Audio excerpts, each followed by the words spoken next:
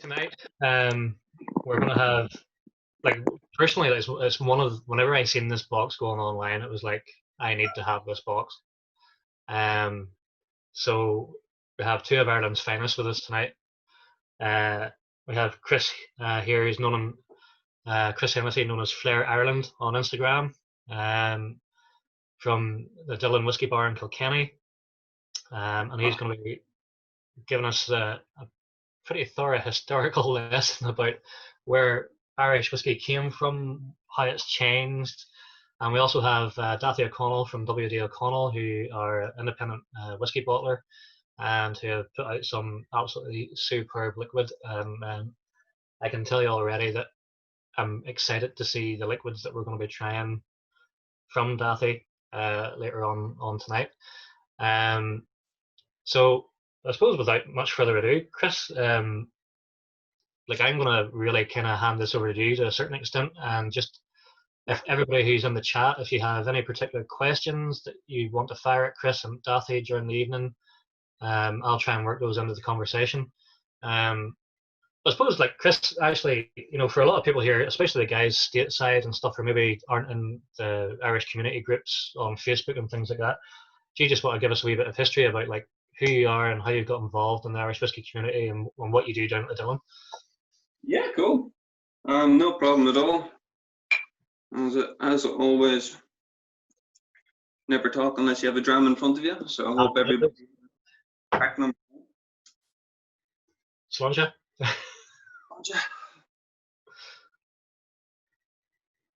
Right, happy days. So my name is Chris Hennessy. I've been in the industry for 15 years now, and a head bartender in the Dillon Whiskey Bar down in Kilkenny, and we run a cocktail bar next door called Vitae.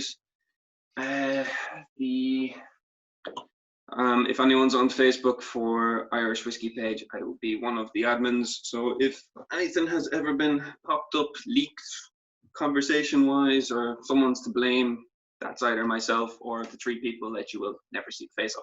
And we have some lovely moderators, Darren Green, Paul O'Kane, who's obviously running this festival, Omar Fitzel, to name but a few. JP Walsh is probably hiding in the background there somewhere.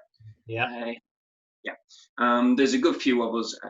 I'm here. But the whole point of the page is it is Irish whiskey, and it is all aspects. So it doesn't matter if you're a grain lover, a pot still lover, a malt lover, a blend lover, or anything in between. The conversation is open for all categories. It's open for all expenditure. It doesn't matter if it's €1 a glass or a couple thousand a glass.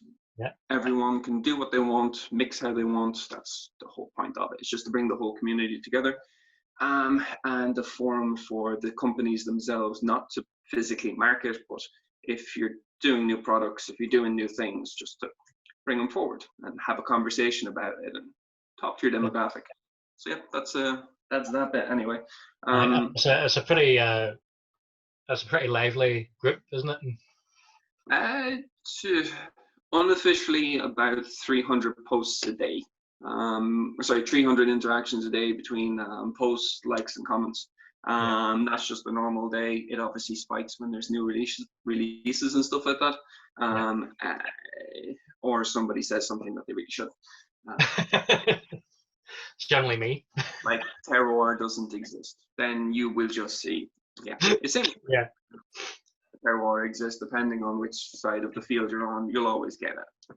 Well, that's what we want. We want discussion, So absolutely. The more points, happy days. Yeah, go ahead. Sorry, cut you off there. No, you're all good. And then in recent times, I teamed up with a lovely gentleman called Jared Cuff, and we have produced Aqua Vitae, which is the first bottle that you would have cracked open, hopefully, and you'll have in your glass. This comes from the Red Book of Ossory, which is a book wrote in Kilkenny in 1324. We say circa 1324. There is the book was written between 1320 and 1352, and this passage fits in between a couple different years that we can pinpoint. And then there's certain ingredients that are in the recipe that we can also pinpoint to coming from the same decade. So once we got about 35 different reference points together from different topics, we could actually pinpoint that roughly the recipe is 1324. There's a second recipe in the book at the very end, and thankfully they wrote down the exact date in which that was being done. Cover that later on. But we got it in and around 1324 for this first reference. So this is the first reference of Irish distillation. It's the first recipe for Aqua Vitae itself. We are unbelievably proud of this, not just because it's Irish, not because it answers the question of who comes first, Ireland, Scotland, or anyone else when it comes to whiskey, Ishkabaha, Aqua Vitae, or however you want to call it, but because it pinpoints a moment in history. It gives the exact ingredients in which what it was. In 1405, when we're talking about Clonmacnoise, it's just a reference point. It's saying that somebody unfortunately passed away from consuming too much. When you hop forward to the 1490s with Lismore Abbey in Scotland, or Lindores Abbey, sorry, in Scotland, they're talking about an order for bolts of malt to make it. Fantastic reference for them to have. But again, it's not a recipe. It's telling you that it existed at that moment in time. Clearly, someone had made it more than the day before that. So it doesn't exactly pinpoint when they were making it. It just shows on that day they wanted to make it. There's many different references for Aqua Vitae, for Ishkabaha, for Aquavit, and all these different categories throughout 14 and 1500s. But unfortunately, for a lot of them, they don't come with recipes, and you have to compile a lot of information to figure out what may have been in them as opposed to what was definitely in them. And our excitement when we came across this, even though it took many, many months to translate and figure it out, we were able to tell exactly what was in it, and it was just fantastic. So, like, how did you actually come across this recipe then, Chris? A lovely gentleman named Fionnán O'Connor, author of A Glass Apart. He was doing some research into his original book, A Glass Apart, which is all about appreciation of pot still whiskey and everything that is Irish. He was able to find a reference that there was a recipe in the book. He had never seen the red book itself. He wanted to do some research into it, and if at all possible that he could get some form of a hint of what this liquid would have been, he needed to on somebody to actually try, take a stab at it and make it.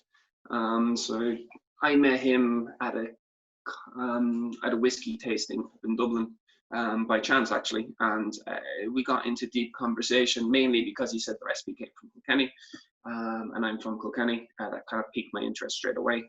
After many drinks and many conversations over many different meetings, we ended up just going to ask there, guys, if anybody isn't partaking in the conversation, could they just mute themselves?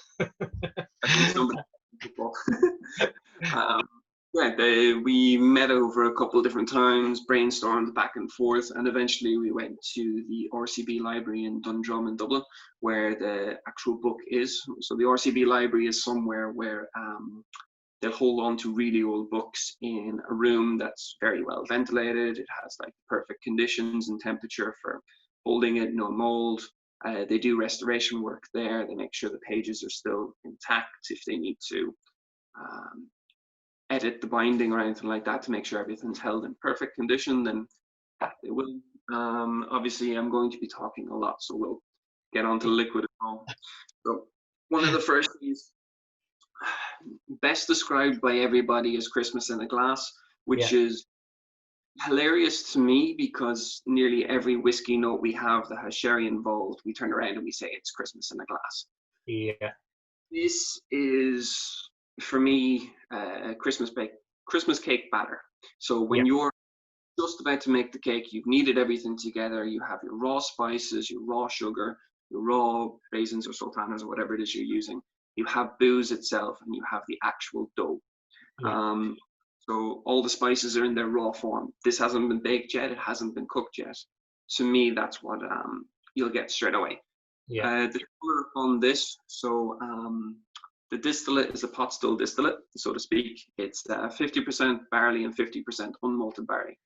We did this by design. So in the Kilkenny area in the 1300s, we used wheat and we used oats to make bread. We used them to feed our cattle. Barley was mainly used for beer. Okay. Way before hops, flowers, and all that kind of thing existed. We would have been using barley in this area, and we would have been using different herbs and spices as the bittering agent that kind of compensate for the fact that they didn't have hops back then. Yeah. But one of the main reasons we went for this distillate, other than what would have existed in Kilkenny at the time, because this is 50% malted and 50% unmalted. The malted barley acts as sugar, so it sweetens up the raw spices that we're about to put in, and it compensates for it. It balances off the flavors. There is different barks, roots, herbs, and spices that go into this. To name but a few, the brown spices, you have cinnamon, nutmeg, mace blades, allspice. So a lot of heat straight away, a lot of that bacon spice, so you can start to see where it comes from. Yeah. Then we have ginger, so a good bit of heat, but sweet heat. We have raisins for extra sweetness, and saffron, which will mimic sweetness from the ginger and the raisins, but it will also mimic kind of a menthol spice paired side by side with the cinnamon, the nutmeg, and the mace blade specifically. When you put saffron with mace, you will also get a burnt orange note. When you put raisins with saffron with mace, that burnt orange will actually go kind of caramelized grapefruit, still sweet, but always bittersweet, kind of a Seville orange marmalade kind of bittersweet.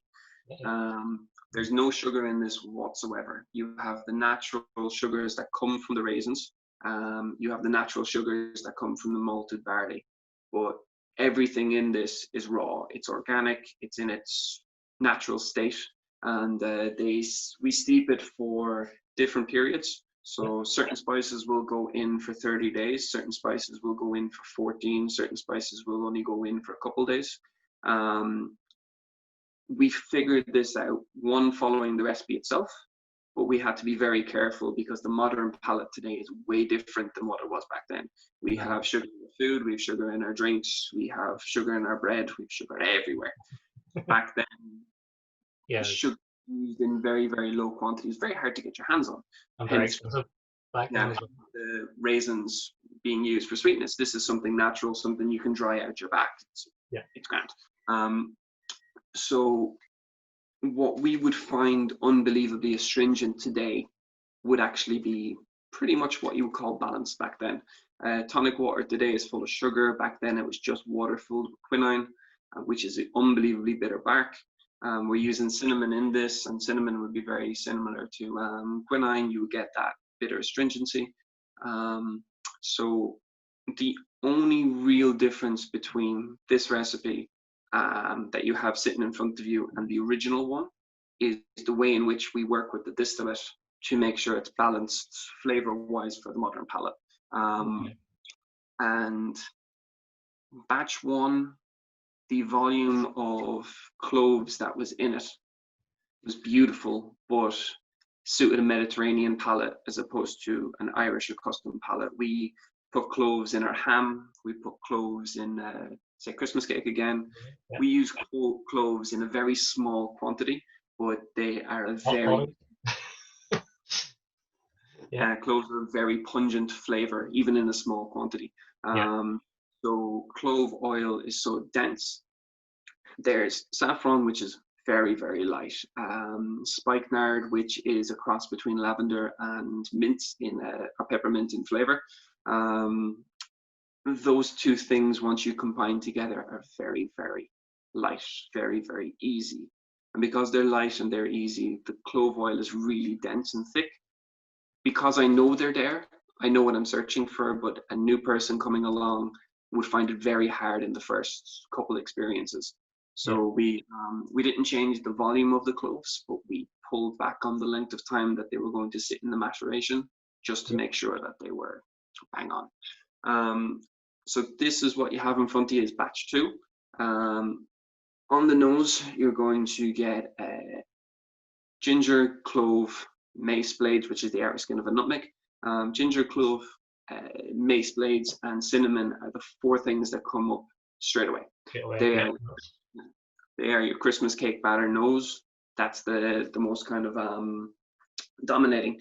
And just like a peated whiskey, leave it breed, come back to it about 10 seconds later, your nose and your senses become accustomed to what's here, and all of a sudden it gets a little bit sweeter.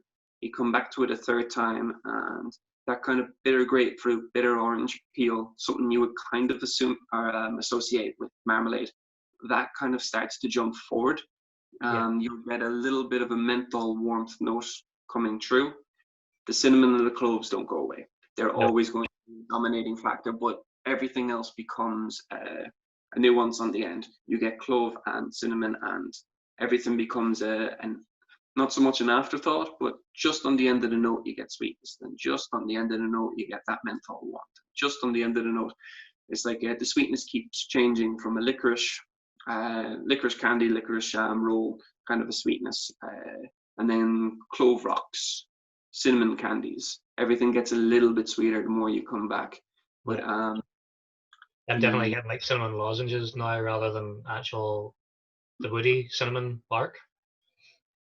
So yeah, just to answer one question about true, there's no star anise or licorice in this whatsoever, but you will get a phenol, licorice, aniseed note when you combine clove oils, mace blade oils, cinnamon, and spikenard. It's one of those offset flavors. So you can see from this, we have no cask influence whatsoever. This is very similar to poaching, but it's macerated herbs and spices to give the flavor.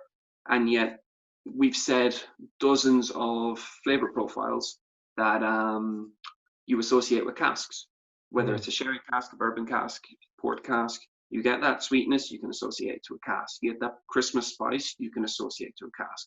The compounds that are in the wood, there's a lot of very similar compounds in the actual botanicals themselves. And once you start pairing your distillate flavors and your esters and your lipids with the compounds as in the botanicals as opposed to wood, you can still derive the same flavors. So I can add in things like into this that will give me a vanilla character that I would get vanilla from the wood. I can add in things to this. It's 50% ABV. Sorry, I should have said that. Just seen the question pop up. We settled obviously on 50% ABV as well, mainly because, again, when it comes to the modern day palate, it went into, Jared will be able to say this now, it went in at 61.6 to maceration. It comes off at 55 once the botanicals soak up all the alcohol, spit it back out, and there's a compound exchange, 66.1, sorry. And keep getting confused between those two. It comes back out at 55%, and we brought it down the extra 5% to 50. We brought it down 0.1 and 0.5 at a time because one, we have to keep the oils in suspension, same as you would for a chill filter versus a non-chill filter. You have to be above a certain ABV to keep all your oils in suspension and your fats and your lipids. With this, because they are natural as opposed to coming from the wood, these are one single clove or one single cinnamon. They can have anywhere between a teaspoon of oil and a tablespoon, and we're using dozens of these compounds inside a big massive mixture, and they're macerating for days upon days, going back and forth, same as they would with wood breeding. This gives a high concentration of oils inside the liquid, which is brilliant because they all carry flavor. Nothing gets lost. But when you do that, we couldn't do what you do with wood and leave it at 43 or 46 and let nature take its course, and a non-chill filter stays perfectly solid. We had to leave it higher up. So once we got to 48.5, we were on that threshold of non-chill filter is okay. Do we have to chill filter? We didn't want to keep any flavors behind. We didn't want anything to get stuck in the cold process. So once we brought it to 50, we had a balance between spirit and flavor. The oils were still in suspension, and it seemed to represent everything that we wanted it to represent. It was sweet enough, it was bitter enough. I was able to find everything in which it was that I was looking for. And then when we gave this to Omar and yourselves for the tweet tasting, I was sitting there with a checklist, not a physical checklist, but sitting there with a checklist. And the second you would say you found something, then Dave O'Connell was saying he's found something, Omar would say he found something, and it was just, yep, that means we've hit that balance, right amount of days, the right amount of percentage, etc., for you to pick out what it is the recipe itself represents, what the flavor profile of it represents. There wasn't a single thing on my checklist that I wanted you to find. And if anyone goes on that Twitter thread for the history, I gave nobody any tasting notes. I told them that it was a pot still distillate. I gave them the names of 6 botanicals that play a role, but I didn't tell them about any of the nuanced flavors, any of the small little details. And told everybody individually, and every one of you wanted to know, but told you all individually afterwards, yep, no, yep, whole way through. If you're not doing something as a blind tasting, I didn't want to say marshmallow and then everyone think marshmallow. I didn't want to say fig and everyone think fig. I just wanted genuinely, this is going to be one of the weirdest things in the world as it is, because this is not, it's the history of whiskey, but it's not a whiskey per se. It's the history of poaching, it's not poaching. It's the history of bitters, it's not bitters.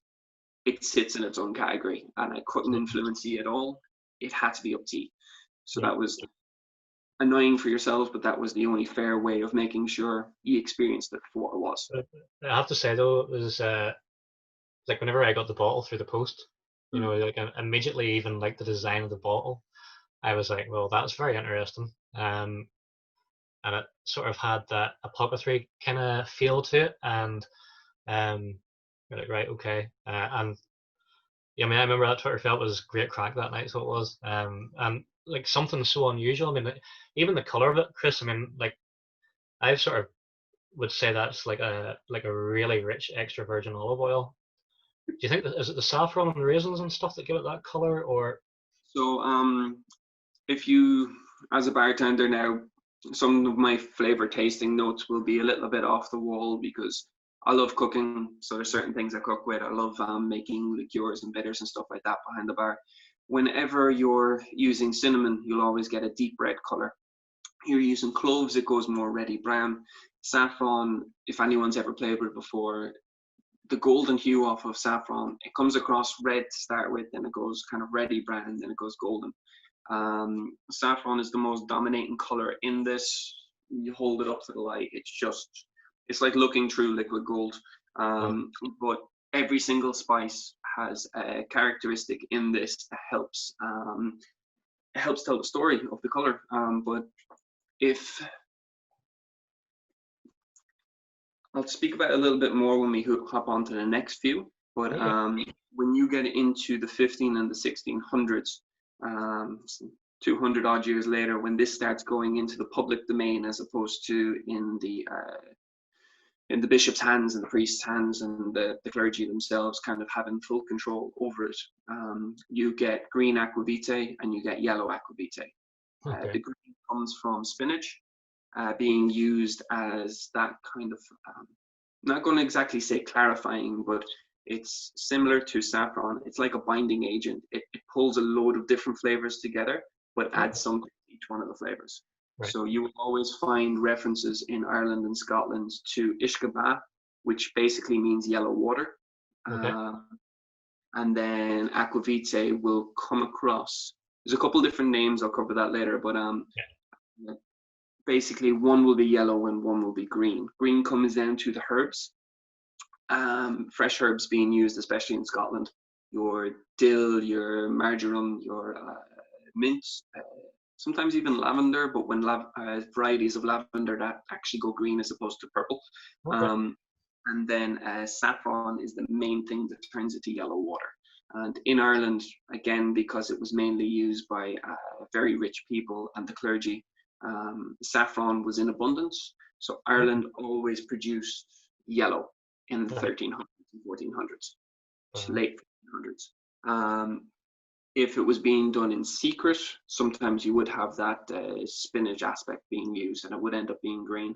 But they did all their best to send, say, to the different queens and kings in England. It would always be yellow water, so to speak. oh, That would right. always come down to the saffron, and that was the determining factor from the very beginning. Is the reasons why Ireland was wanted over the entire world, and England and Scotland were always close, but never as close.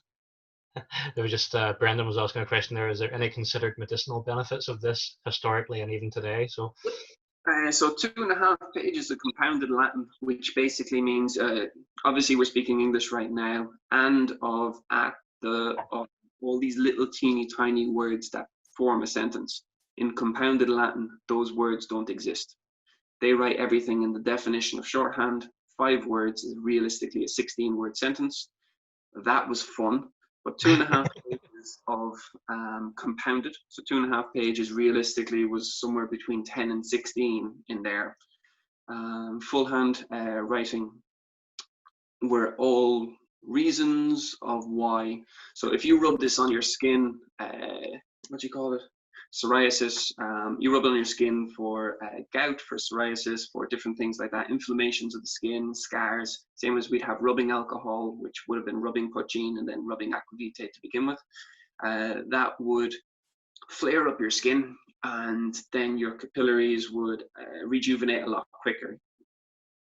For lack of a better way, you're scaring the crap out of your skin to react. That's essentially how rubbing alcohol, poachine, and Aqua yeah. Vitae work. You're getting all the different senses and nerve endings to react to something that's really, really high and potent.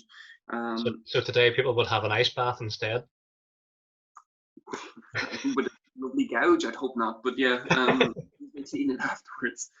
Especially these times that we're having. But yeah, it was 2.5 pages worth. So if you took this internally from dyspepsia that sailors would get at sea, this is 300 years before we're talking about limes being used for scurvy. You would have had Aqua Vitae for dyspepsia. You would have had it for any internal inflammations. Back then, the medieval doctors believed in what was called phlegm. You had 4 different stages. You had black, you had red, different parts of the body, the 4 different humors. You would go to see a doctor and he would look you up and down. He wouldn't ask you how you're feeling. He would judge you on your body's reactions to different tests. Long before they had leeches on your body just to suck out blood for the sake of it. They would judge you on your stance, your skin, your color, your pupil dilation, and they would tell you that you fall into one of 4 humor categories, and one of them is off. So if it's black boil, then you're taking the Aqua Vitae internally to help with your bladder or your stomach or maybe your appendix. They can't tell you it's your stomach, your appendix, or whatever. They're just telling you by whatever it is that's up with your body. These are also the same lovely people who will see your thumb being infected, so take it off from the wrist above. So not all their judgments were perfectly sound. But yeah, it was 2.5 pages worth of this will cure everything. And on the very first bottles of Aqua Vitae, we were being very cheeky by using the words cure-all to tell the actual physical history, even though we kind of knew that using words like cure-all, we'd never be able to give that label to an American. We'd never, like the FDA and all that kind of stuff. Yeah. All we were doing was telling the truth. It used to be, or it is a precursor to whiskey. It used to be a medicinal cure for everything. As far as they were concerned, this would cure everything. It was, you'd use the clove, the ginger, and the nutmeg inside to open up your pores, open up your throat, to be able to breathe more, speak more. It was high enough in alcohol to break a fever, and then just on your skin, it would get the capillaries to react. So it was literally the definition of a cure-all. It was great. Still is. We've we've used this in hot toddy recipes, and it literally makes sense to why whiskey is with sugar, with lemon, and with clove. We've used this in old punch recipes that used to contain old Irish whiskey like Ishkaba, that when we use normal whiskey today, doesn't make sense. Flavor profile wise, as soon as we use this, it's a means to an end. It literally makes sense. You now understand, this is the flavor punch over here that drink is missing. This is the, you understand why your grandmother sits with a glass of cognac at the end of the night, because the heat of the cognac is going to get her heart racing a little bit more. It's going to elevate her blood and her temperature, and it's going to break a fever, break a cold. This is where it stems from. That kind of ideological, the alcohol will help. It will bring it forward. So, well, I'll tell you what. Maybe we'll go on to just tasting it. If people in the comments there, if they want to just give us what any of their tasting notes. I mean, the thing that always struck me was just how oily this is in the glass. And then it's initially sweet on the palate, like a sort of like barley sugar type of thing. But then you get all the woody spice notes coming. So you get like the cinnamon, the nutmeg, the clove. And then and you can pick out those things. You can pick out the raisins, and there's almost a nuttiness to it as well. But it'd just be interesting to see what anybody else is getting on this. There's kind of bitter almond, flaked almonds, raw walnuts, that kind of bitter nut. That kind of an aspect does come forward. Difference between batch one, the difference between batch one and batch two is very, very noticeable. Batch one, exact same volume of spices in every single one of them. We just held back the clove by 12% worth of steeping, just to let everything else come through. Shane, batch 5 or batch 4 next. Shane, if you're on Irish malt, you can get 3 and 4. 3 is the same as this, but we changed out the Cuba berries for grains of paradise, which is 2 different types of pepper. One is a black pepper that is sweet and gritty kind of a flavor to it. Then the grains of paradise is a smaller, tighter. Technically, it's a black pepper, but it comes across the flavors of a white pepper, a sweet pink pepper, and the herbiness of a green pepper all combined together. Once you combine them together, you almost have the same flavor as a Cuba, but less intensity. So it just lets everything else come through a little bit more. And Glenfarclas, we're on number 1. We're still on number 1. I talk a lot. With batch 4, it's we split the quantity of the Cuba berries and the grains of paradise, and we put them together for just to help show the difference between what one spice out of a massive handful will actually make a huge difference. And we're not changing the ratios, we're just pulling alternate flavors from a different spice to replace it, replicate it, so to speak. Whereas batch 5 we haven't laid down yet, but we're looking at a different type of Jamaican pepper. It's a long pepper, and it's a lot more heat, which will complement the ginger. So if you think ginger or Jamaican ginger cakes, that kind of an intensity worth of heat. There's a second spice that I can't pronounce for the life of me, because it's a Latin name, and I'm not taking a stab at that. I'll write it down later. When you cut 1 in half and increase 1 by 1.5, put them together, you end up with the same type of intensity, the same type of sweetness, but it's bringing you on a different journey. And that's only because of, again, one ingredient out of a massive handful of botanicals. So nice. Well, here, how many iterations of this did you actually go through before you even got to batch 1?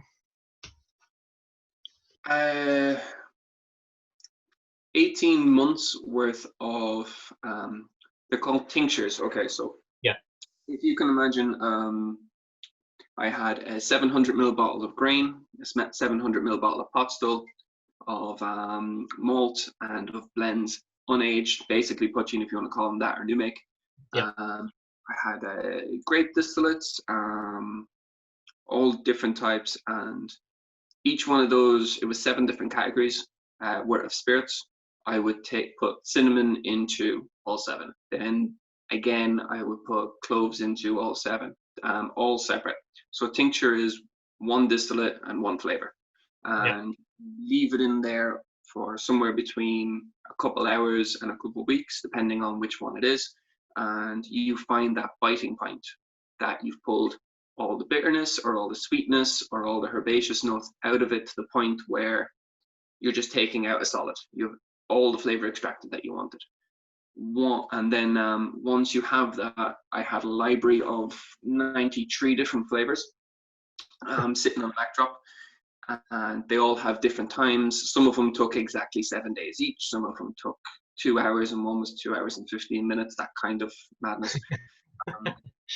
Then there was a couple different experiments where you find out that cinnamon, nutmeg, and mace might gel at the same pace. So you put them all in together, and you see, do they complement one another or do they fight for the spotlight? If they're fighting for the spotlight, then it's a case of taking 2 different liquids and putting them together until you get the right ratio. Whereas if they gel together perfectly, then that becomes an entity in itself. It becomes 3 flavors in one glass, so to speak. That was 18, obviously it's not every day of every hour, but it was 18 months worth of playing with flavors until I was happy with the biting points, playing with the flavors until I was happy with the blends, so that I could pick out all the flavors, hand it to the next person, and they could pick out without being told what the flavors were. So that really helped. Then after 2.5 years of playing with the recipe, I met up with Jared Cuff from Off the Cuff Bitters. If you're ever in Dublin, the Chocolate Factory in Dublin's a fantastic place to go. And he makes Irish bitters down there, 5 different classifications of flavors. But he doing the same work as I was. He was playing around with tinctures, individual flavors. He was bringing them together to make bitters, which is a very complex amount of flavor in one small drop of liquid. We use it like you'd use salt and pepper in food. We use it to add to cocktails, and that seasons the cocktail and adds flavor, but it also binds flavors together and pulls flavors out. So because he knew so much about tinctures and blends, and then you put the 2 of us together, we ended up having many conversations where we're basically finishing each other's sentences, because if I say cinnamon does, he knows exactly what it does. If I say cinnamon, clove, and nutmeg does something, he already knows the answer to it. So rather than spending 2 years developing something, we already knew exactly what we were doing because we've played with pretty much the exact same things before each. So it took us less than a year to go from first conversation to the physical launch. Nothing was rushed whatsoever. He's actually on this chat, so I'll ignore the fact that he's here. But a pleasure to work with, because, as I said, it was just a gel from the start. We knew exactly what we were doing. And there was no, other than kind of your usual, what's a cap size, what's a label size, what's a spec of the words that you use. Other than that, from start to finish, it was a breeze. So perfect. And then you get what you said yourself. The bottle looks apothecary. The bag that came in, I know that material existed back then. The wax stamp, those kind of stamps existed back then for letters, and they would have been used by those royals and those dignitaries and the bishops and everything like that. Every aspect of what we were looking for is what existed back there. The only thing we had to compromise on is the lid is a screw cap. We didn't want to use a cork because we didn't know how all these oils would react with a cork. So I have a couple bottles sitting at home that have corks at the top, just lying on their side, standing up to see if it messes with it. If it messes with it, it's staying a screw cap. If it doesn't mess with it, we'll be changing eventually. Fair enough, makes sense.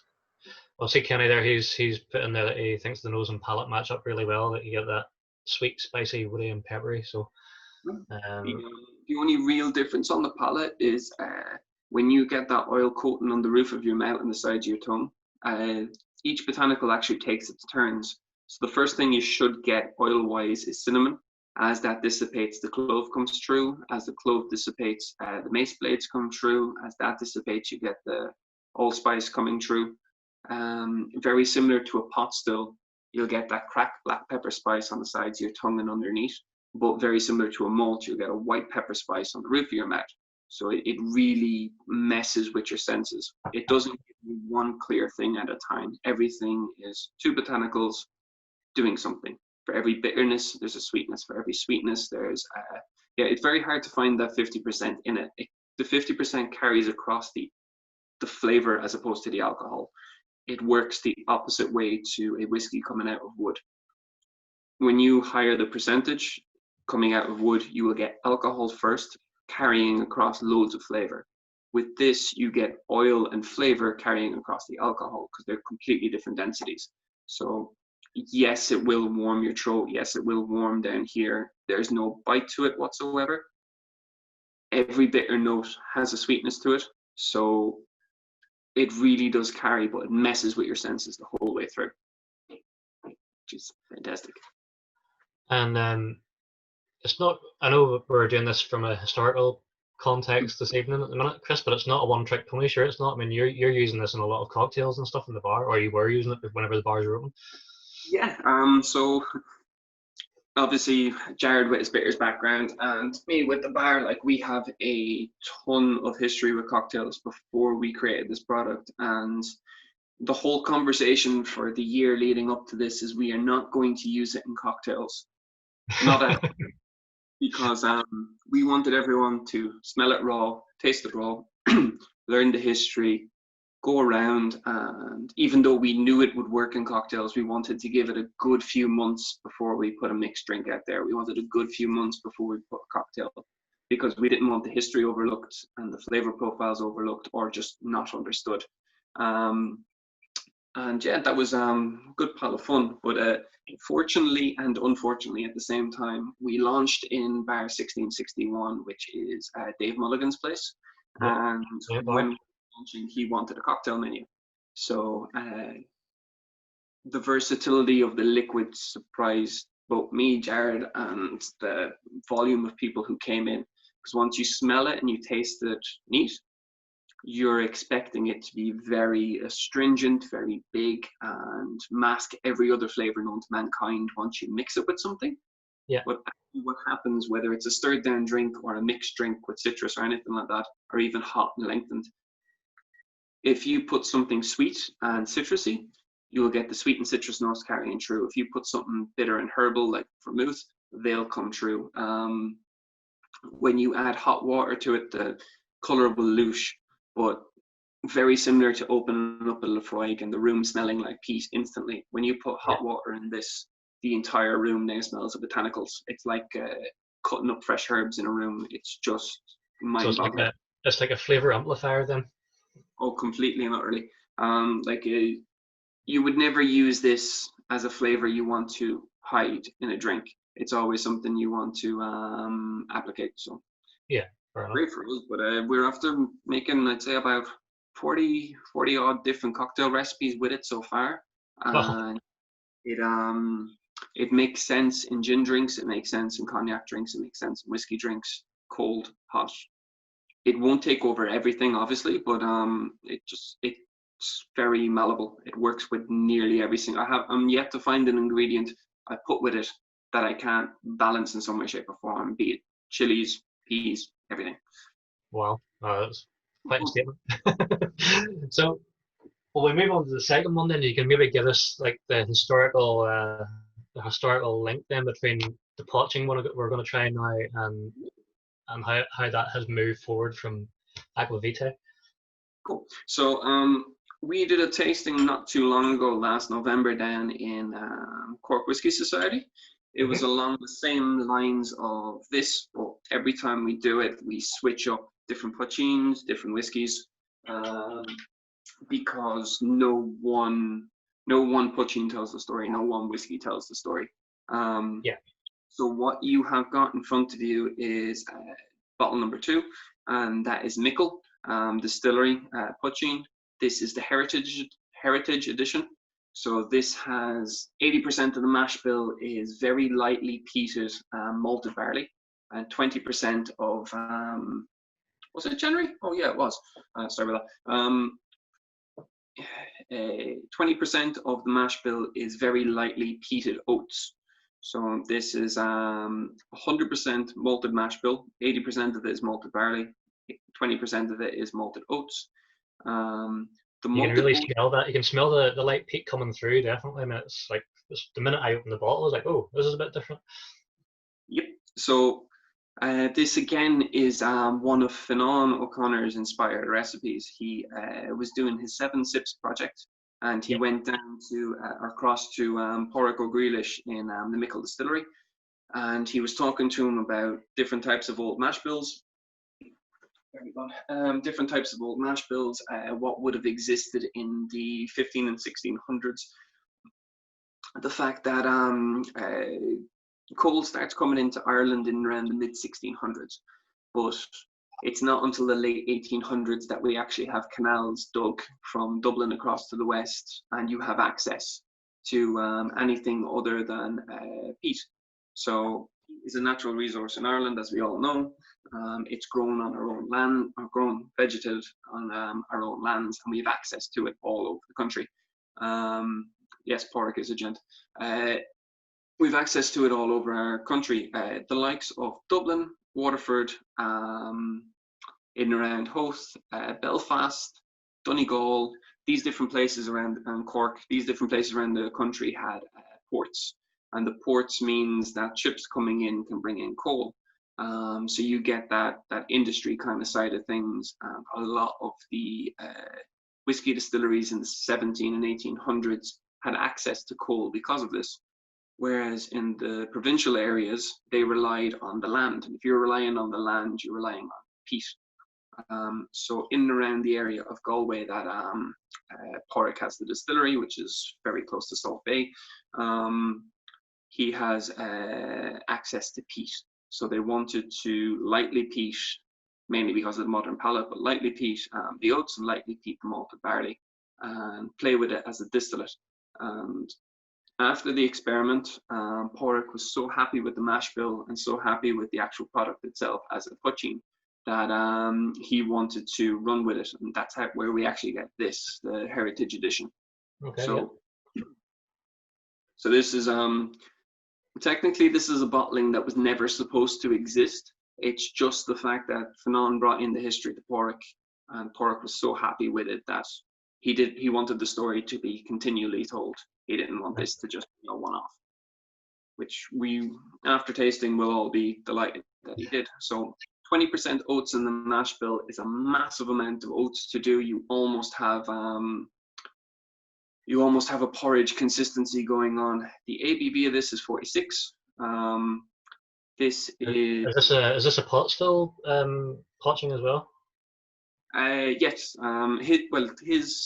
His stills are not exactly a gin still, and it's not exactly a pot still that he's producing them in. It's made specifically for, or it's made specifically for the type of poitín that he makes. He uses botanicals to make his original poitín. He has a local botanical called bogbean. It's like a type of weed that grows at the side of a bog, that he uses in his original mash bills. Kind of macerates them in there. Whereas with this one, because it's 20% oats, you get the creaminess you would associate with oats comes across on the nose. You get that kind of light biscuit that you will get with normal malted barley. The distillery is behind the Oslo Bar in Galway City. Thanks, Shane. The peat, when you crack the bottle and pour the glass, there's a small amount of peat in the room. But it doesn't take a lot of time for that just to lower and lower and lower and lower. It barely takes any bit of time because it's not fighting with any wood, because it's not fighting with any other kind of compound in there to hold it in suspension. It's like tasting a new make. It will just carry itself off. If you roll it around the glass, it'll start to peat up again. If you just leave it still, have a smell, leave it still, have a smell, it'll actually lower itself down. The phenolic compounds, they come to the top and they just lightly go away like they're in a breeze. It's a really sweet and creamy nose. Yep. So a lot of the nose will be, it's sweet, it's creamy. The herbs in it are floral, like green cardamom. They're almost as sweet as elderflower. Cumin kind of seeds, you'll get that little bit of kind of fennel licorice to it. Mm. But the peat itself, it's almost as if you had a barbecue yesterday and you walked out the back, and whether it's a turf fire that was lit yesterday and has gone out, or a barbecue that has gone out, it's like you're walking into an area that there might be a little bit of smoke still on the furniture and still on someone's clothes. It's just enough there for you to notice it, Yeah. but after a couple seconds, it's lightly gone away. So We Jay Donnelly is asking there, is this a GI poaching? um, it's a GI poaching, but it would be a non-GI distillate for anything else. Oh, Because it's 20% oats and 80% malted barley. yeah. It doesn't. It technically it'd be Irish whiskey, but you couldn't call it anything other than Irish whiskey. Yeah. This would be an old pot still mash bill, so to speak, from the 1800s. This would be something in the region of Galway and Donegal that we would come to expect. So not Watts Distillery, so to speak, but anything in and around that area, that high ground kind of area that would have access to oats, would have access to barley, and would have access to peat. This is Yeah. something kind of a traditional version of it, but this is something we would expect from that kind of an area. Yeah. You come across to County Down, north of Leitrim. The distillates tend to get a little bit heavier, worth of peat. There's something about, so peat, I hope that everybody knows what it is I'm talking about. Peat is basically decayed vegetation. So if you're in and around a bog area, you have a lot of flooding, you have a lot of water. If you have no water, then when your topsoil starts to decay and you have your vegetation decaying, if there's no moisture, then none of it can live. Eventually, it dies off and it regrows into soil and just adds nutrients to soil. But when you have a wetland that the water will not go away, you're just getting compression. So you have vegetation that's technically still alive, more compression, more soil, more vegetation, more compression, more soil, and it compacts itself down. And after a while, we cut it up, we let it dry out, and you basically have a natural resource that can be used as fuel. It's a fossil fuel, obviously. It can be used as fuel. It's not as compact as coal, but it is compact enough to be a stable ingredient. If you go to Donegal and Galway, the soil type, and this is where the terroir kind of comes in, the soil type tends to be a little bit sweeter, a little bit more densely packed. If you come across to County Down going towards Belfast and above, it tends to be a little bit more loose and a little bit more vegetal driven.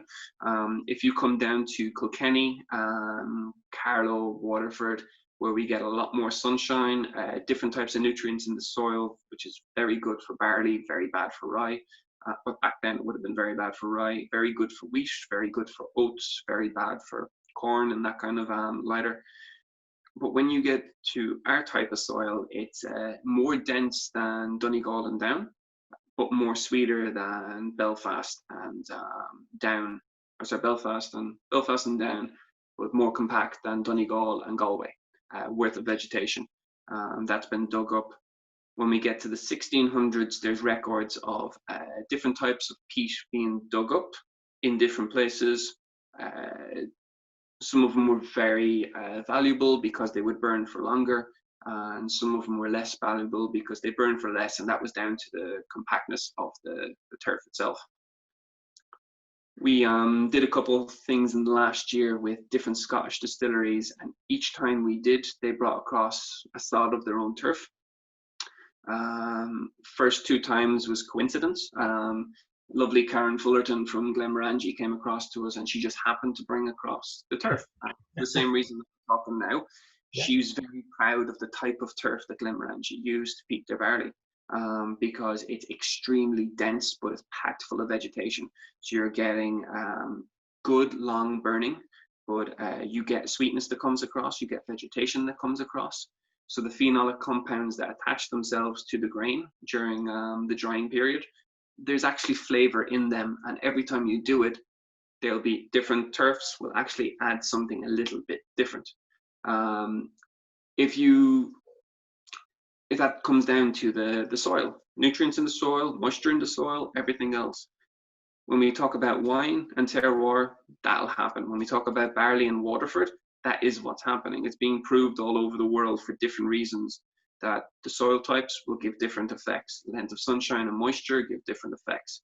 Same comes with peat. It's very subtle in the differences, but different types of peat from different parts of the world will give different smell, different consistency, and when you're using it applied for something else, it will pass on a compound that's different.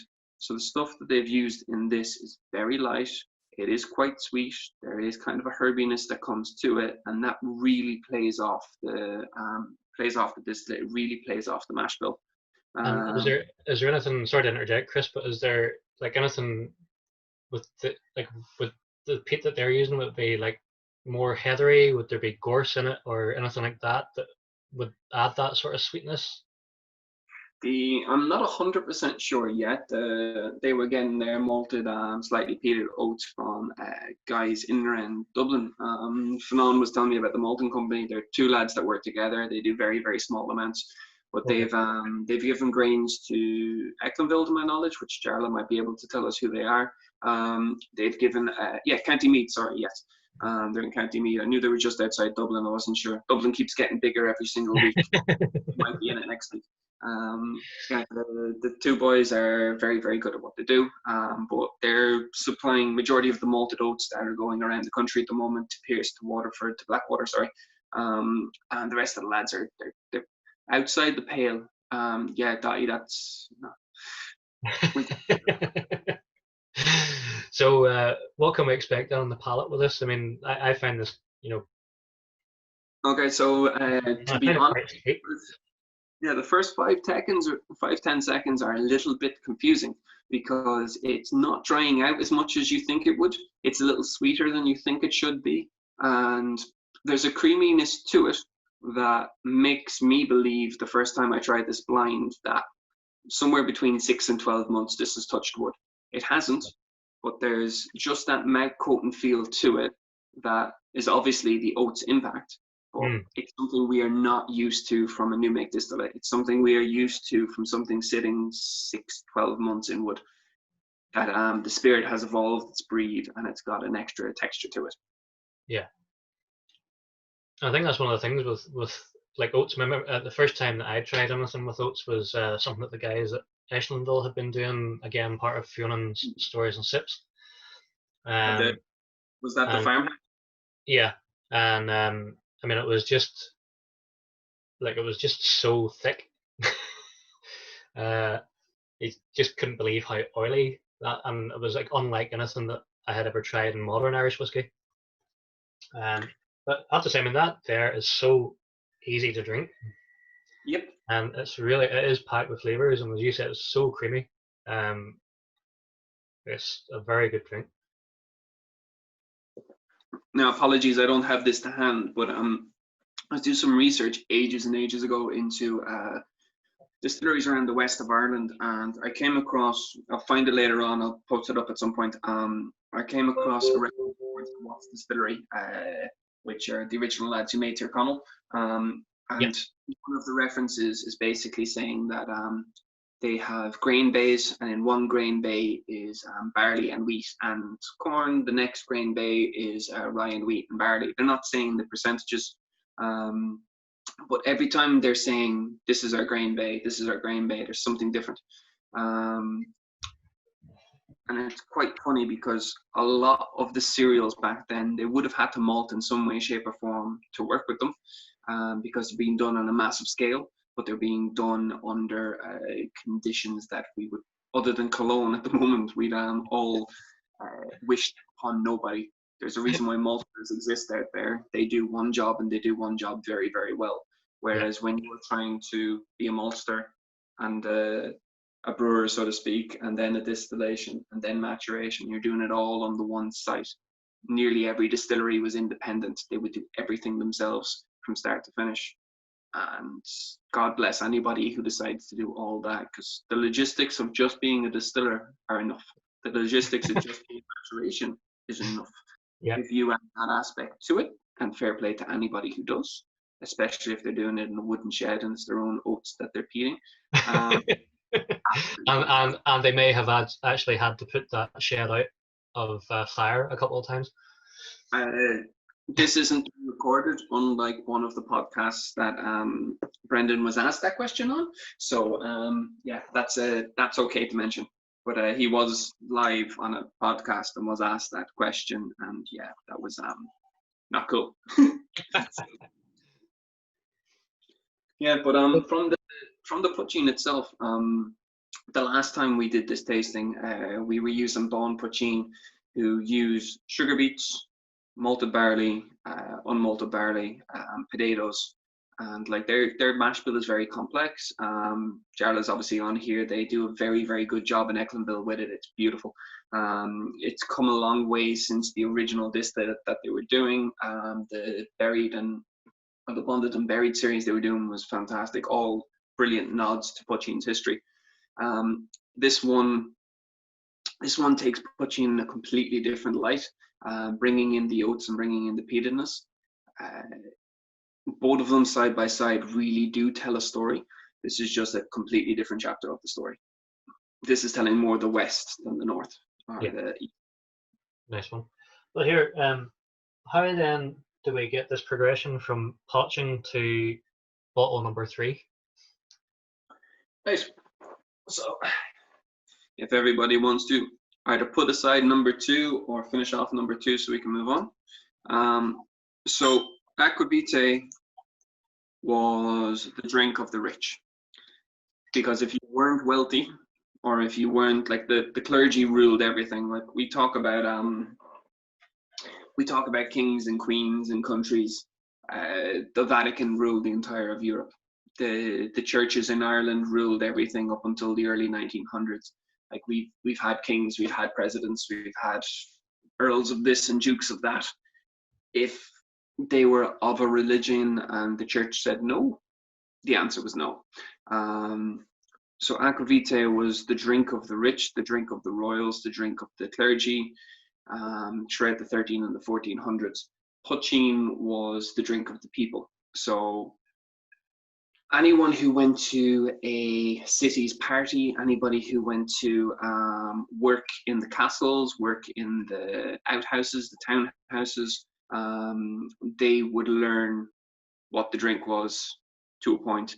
They would learn that somebody is brewing a beer and distilling it. And poaching was the drink of the people. Poaching was the servants bringing this liquid off and learning how to replicate it in some way, shape, or form. It's actually a very unique way of doing it, because if you look at rum or if you look at cognac, rum was basically sugar, cane juice fermenting in a field after being cut down, becomes some form of a beer, if you want to call it that, an alcoholic beverage. If you go to distill it after you learn the techniques, it wasn't the rich and the famous that were doing it. It was almost the everyday man. With cognac, it was just, you didn't want your wine to spoil, so you were distilling it and redistilling it to make sure that this would last you 2 or 3 years worth of a journey around the world. Whereas poaching was literally a drink of people. How we get from number 2 to number 3 is transportation. So if you look at drinks in Ireland, you have to take your poaching from the north of Ireland and the Antrim coast across to Islay, for instance. You'd be using a boat like a curragh. If anyone has tasted or heard of the curragh whiskey, it's a nod to a type of boat that used to go from Ireland to England, usually very short trips like Antrim to Islay. It's not something you want to take to sea if there's going to be a lot of rough weather. It's made for shorter journeys, like within 30 miles worth of a journey. But to get things from Ireland to Scotland or Ireland to England, you needed a vessel, and the vessel was always a boat. But you needed to put the liquid in something, and if you were bringing across 100 bottles, you can get your hands on 100 champagne bottles, so to speak. But the best thing to do was have a a vessel to put it in, and a vessel usually ended up being a wooden vessel, like a cask that we would know today. There was coopers in England in 1422 in and around London that had an organization of coopers. They were teaching people how to take the trade, and they were making vessels for spirits, for wines, and for beers. If you hop back to the late 1300s, you had coopers at sea that were making barrels for fish, for herbs, for spices, for dried goods mainly, or goods that would be like fish that have an oily consistency to it, but the barrels themselves wouldn't leak, and that's what they needed. So when we started transporting our poaching, we either had massive clay jars and ceramic jars, which are going to fall over and break. So we need something more sturdy. So eventually we get talking to the local carpenter and coopers, and that's how we get it. But the difference between the poaching and number 3, which is a lovely pour from Teelings, this is their small batch that is finished in chinkapin oak. Chinkapin is a type of oak. It's also a type of chestnut. It's called yellow oak, or red chestnut is the two kind of names that it falls under the category of. So this grows in the west and the northwest of America. Chinkapin oak is still a variety of oak. It's closer to the variety that we would find in Europe than it is to American, even though it's grown on American soil. Chinkapin oak is usually found in really hot climates, and it's usually found on hillsides, so it grows at an angle. They grow wider than normal white oak trees. Bear with me 1 second, I have to get the white deck. Shed some light on things and not just the stories. So chinkapin oak grows on the side of hillsides. It tends to twist, give knots, so it's not a very easy thing to work with. Because it grows on a hill, it doesn't grow straight. Again, very hard to work with. And unlike normal Quercus alba, which is American oak, it tends to grow out wider. So with normal American oak, if you have 20 trees in a row, we will grow different type of trees side by side, so that the oak trees have to grow higher. So eventually when their branches come out, you get to use all the wood beneath, which will have no knots potentially. Unfortunately with chinkapin oak, it doesn't work like that. It's a bully. If it needs room, it's pushing out the room. So if you were to get 6 barrels or 9 barrels out of a normal oak tree, you will get 4 to 6 out of a chinkapin oak tree if you're lucky. So it's sort of like the North American Mizunara, just hard to work with. It's not. It's closer to chestnut than it is to Mizunara. Mizunara has a very porous grain, a very wide grain. The chinkapin is very similar to the chestnut. It's wider than an American, but it's thinner than a Mizunara. Okay. So what you will get off of this, if you go to the nose, when we talk about brown spices, if we're talking about cinnamon, nutmeg, or any of the typical spices that you'll find with an American tree, yeah. If you can imagine them in your kitchen's form, so it's a whole spice or it's a pestle and mortar ground down spice, as yeah. opposed to something that's been baked in or cooked in. Yeah. So if you have a smell of this, if you get cinnamon, it's cinnamon powder. If you get nutmeg, it's nutmeg powder. If you get vanilla, it's the raw bean and not vanilla in your ice cream or vanilla in your drinks. It is quite woody actually, and there's quite a lot of like butterscotch or caramel going on, I think, as well. So the lads in Teelings were saying that they had to, it's not an alligator char, it's the degree tree just beneath it, but okay. It's something that you have to char it to get into the wood. But once you get into the wood, the grain is so porous that it leaches in almost automatically and comes okay. straight out. So there's very little distilleries around the world that exclusively use chinkapin. Glenmorangie has used it for a release. Mitchers have used it for a couple of releases. There's a Glenkinchie from Diageo have used it for releases as well. But I've read as well that the Isle of Raasay distillery had used it as well. So I haven't come across which one they've used it for, but I have seen the name come across on a sheet already. I think theirs was like a cask ownership program. So it's like one of the like people are just bought into the cask type of thing, you know. So but more like a bottle share. It wasn't like one person's buying a cask. It's like everyone's, you know, like whatever it's going to be, 300 bottles type of thing. That's what was going on. Yeah, we have that for the Friends of pages in Ireland. Yeah. One cask, 300 people. Yeah. It works. Buy a cask, you have to pay 100 quid or 200 quid. It's a great way of doing it. Absolutely. For the one person who coughs up that X amount of grand to begin with. But yeah, once they do the share, it works out really well, and everyone gets to try something different. Definitely. It's a lovely, lovely noses. Beautiful nose to it. It like the sweetness to it is very elevated. The spice to it is very raw, but it's elevated. So the backbone of this is 75% grain, 25% malt. This is the normal small batch that Teelings does.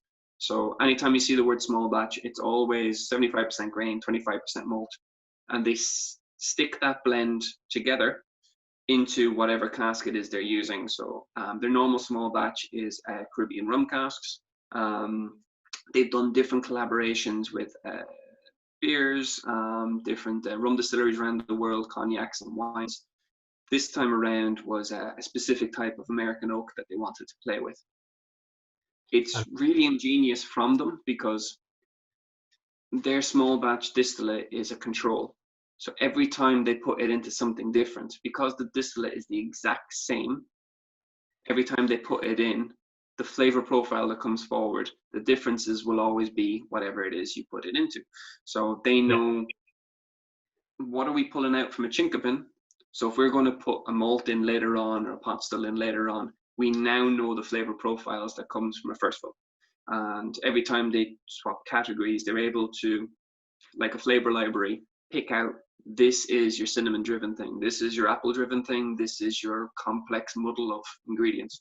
Yeah. And with the chinkapin, everything is, it's in its raw form, but it's very, very positive, and it's very, very, you can spot it a mile and a half away. When it's butterscotch, you've just cooked it. When it's vanilla, it's either a raw bean or it's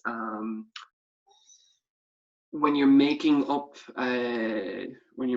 custard, but you haven't heated it yet, that kind of powder and vanilla consistency. Yeah. When you have a pestle mortar in your hand and you're crushing up cinnamon, you're crushing up cloves, if you're making Indian dishes, those kind of spices. For me anyway, nothing in this is baked, nothing in this is cooked. Everything is in its kind of raw, natural state. But beautiful. Like there's enough grain in there to carry across the flavor. There's enough malt in there to give it body. But even though the spices are quite raw, it's still very pleasant. It is, yeah, it is. I would agree with you. It's a rather short finish right enough, but I think that's probably due to the grain component. I agree with you with that. It's a short finish, but just at the back of your cheeks and the roof of your mouth, there's a coating there that stays there. And because there's a coating there, when you go for the second taste, it's still short, but in your mouth, you're getting a lot more longevity to it. But here, it almost stops dead once it gets to the bottom of your throat.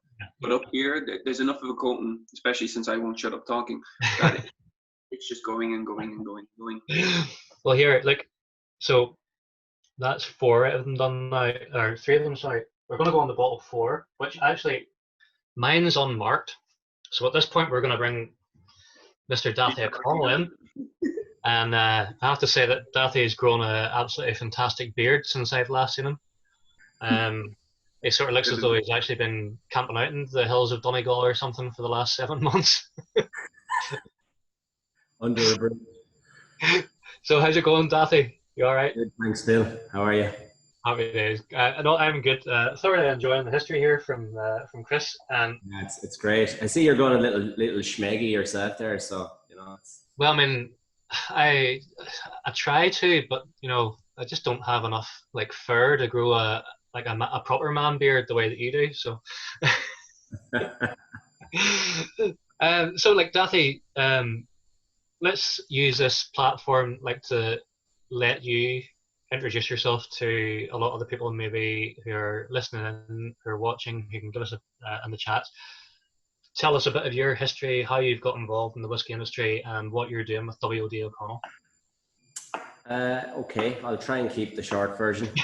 I can tell another waffler. Well, like us Irish are known for it, aren't we? Yeah. So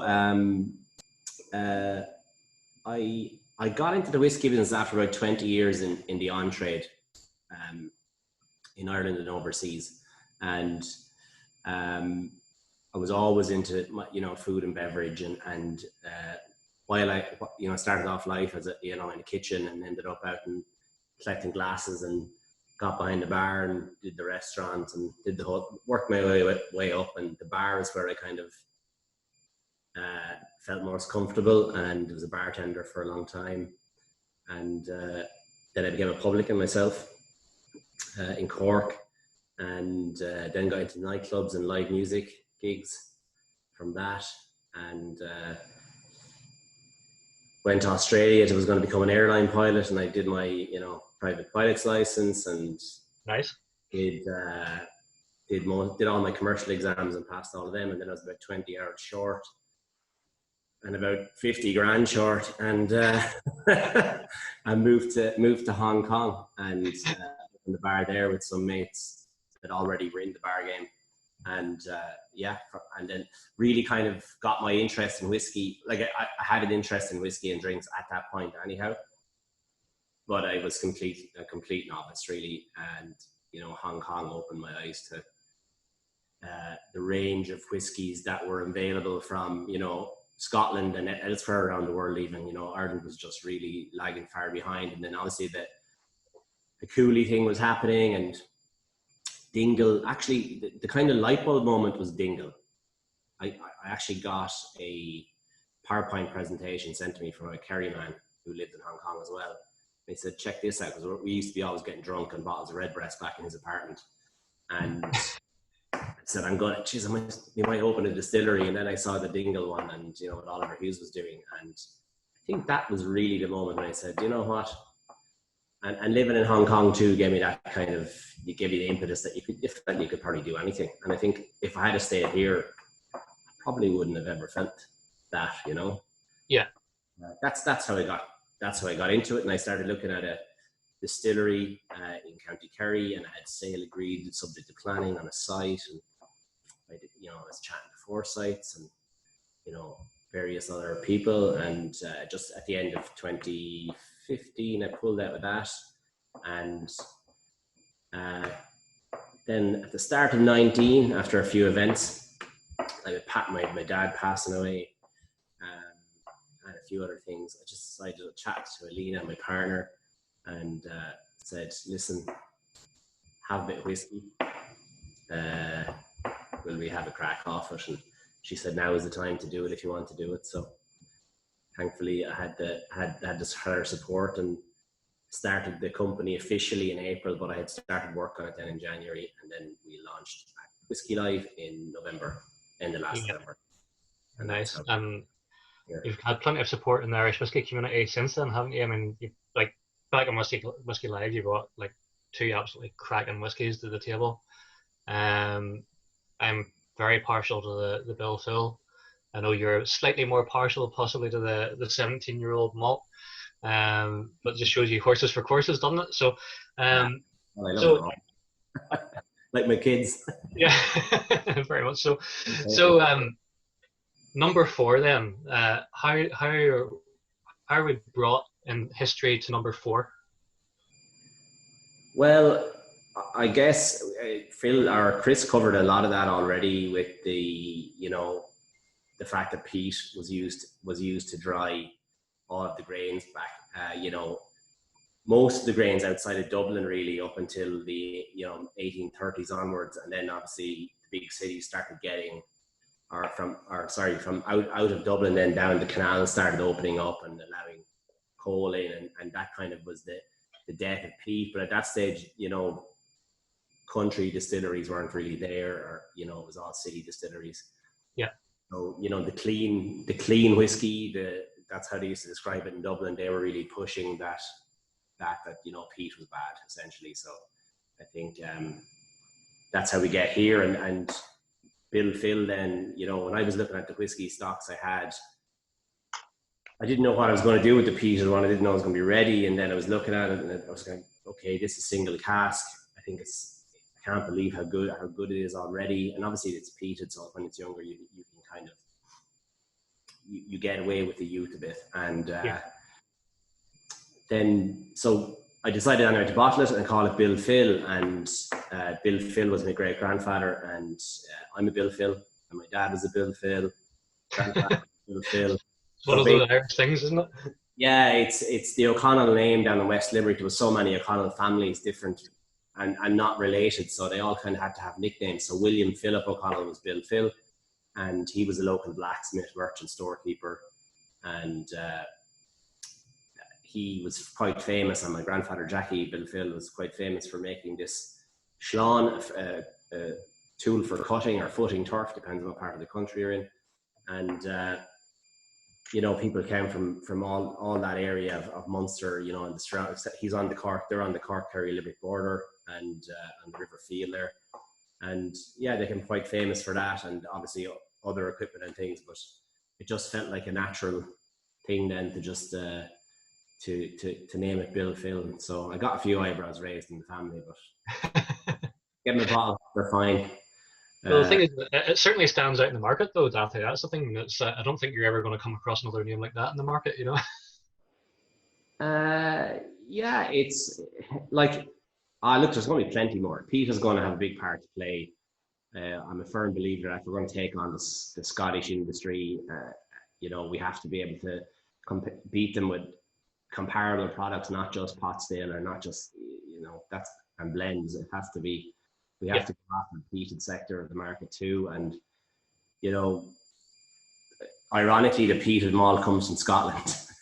So, because, you know, only like Brendan has small amounts in that, but, you know, no one else really has it here at small amounts. And, but you see Dingle are doing it, and Teelings have it, and Brendan's at it. And I'm sure I heard rumours of Waterford have a little peated done.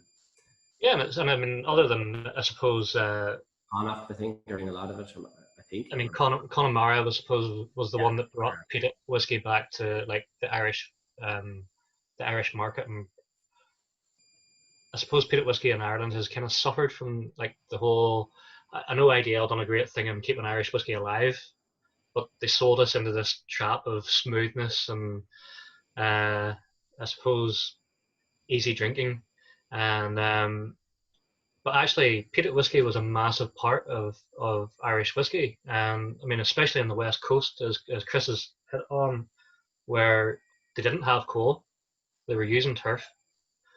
I know recently Fiona Connor has like again dug up some absolute gems about how prevalent actually peated whiskey was in Ireland. And I suppose like it's a great thing now for me personally, and for a lot of other whiskey fans in Ireland, that you're bringing peated whiskey back as well, and helping to push that on. Yeah, I'll have to give credit to GND for that, not me. Well, no, you present it in a good way, and I suppose the good thing about it is as well we have Hinch doing it now. You know, Sleeve League has went and used peat pretty well now with the silky and also like the dark silky, which is fantastic. So yeah. Look, the narrative has been, you know, peddled is that Irish is, you know, smooth and triple distilled and not smoky or not peated. That was, you know, if you went on the tours, that was what you heard, and it's probably still on some of the tours. So, you know, the victors write the story. So absolutely. I've just got a comment in there from Shane McCarthy saying that Sleeve League laid a peated malt down today. That's the first in 200 years for Donegal, so that's amazing. Yeah, it's super. It's brilliant. And Dingle have laid down some as well, and obviously Killowen have it. And I'm sure there's more we're just not hearing about, you know, at the moment. Yeah. So, are you going to take the opportunity then to give us the big reveal as to actually what is in bottle number 4? Then? The worst kept secret in Irish whiskey. So this is the next iteration of Bill Phil on the progression. So as it continues to age, we did a single cask for Whiskey Live. We did a batch, a vatting of 2 casks then in March for batch 1. And this is another single cask. And this time it's going to be released at cask strength, which is at 59.6%. Wow. And JB says, check your phone, Phil.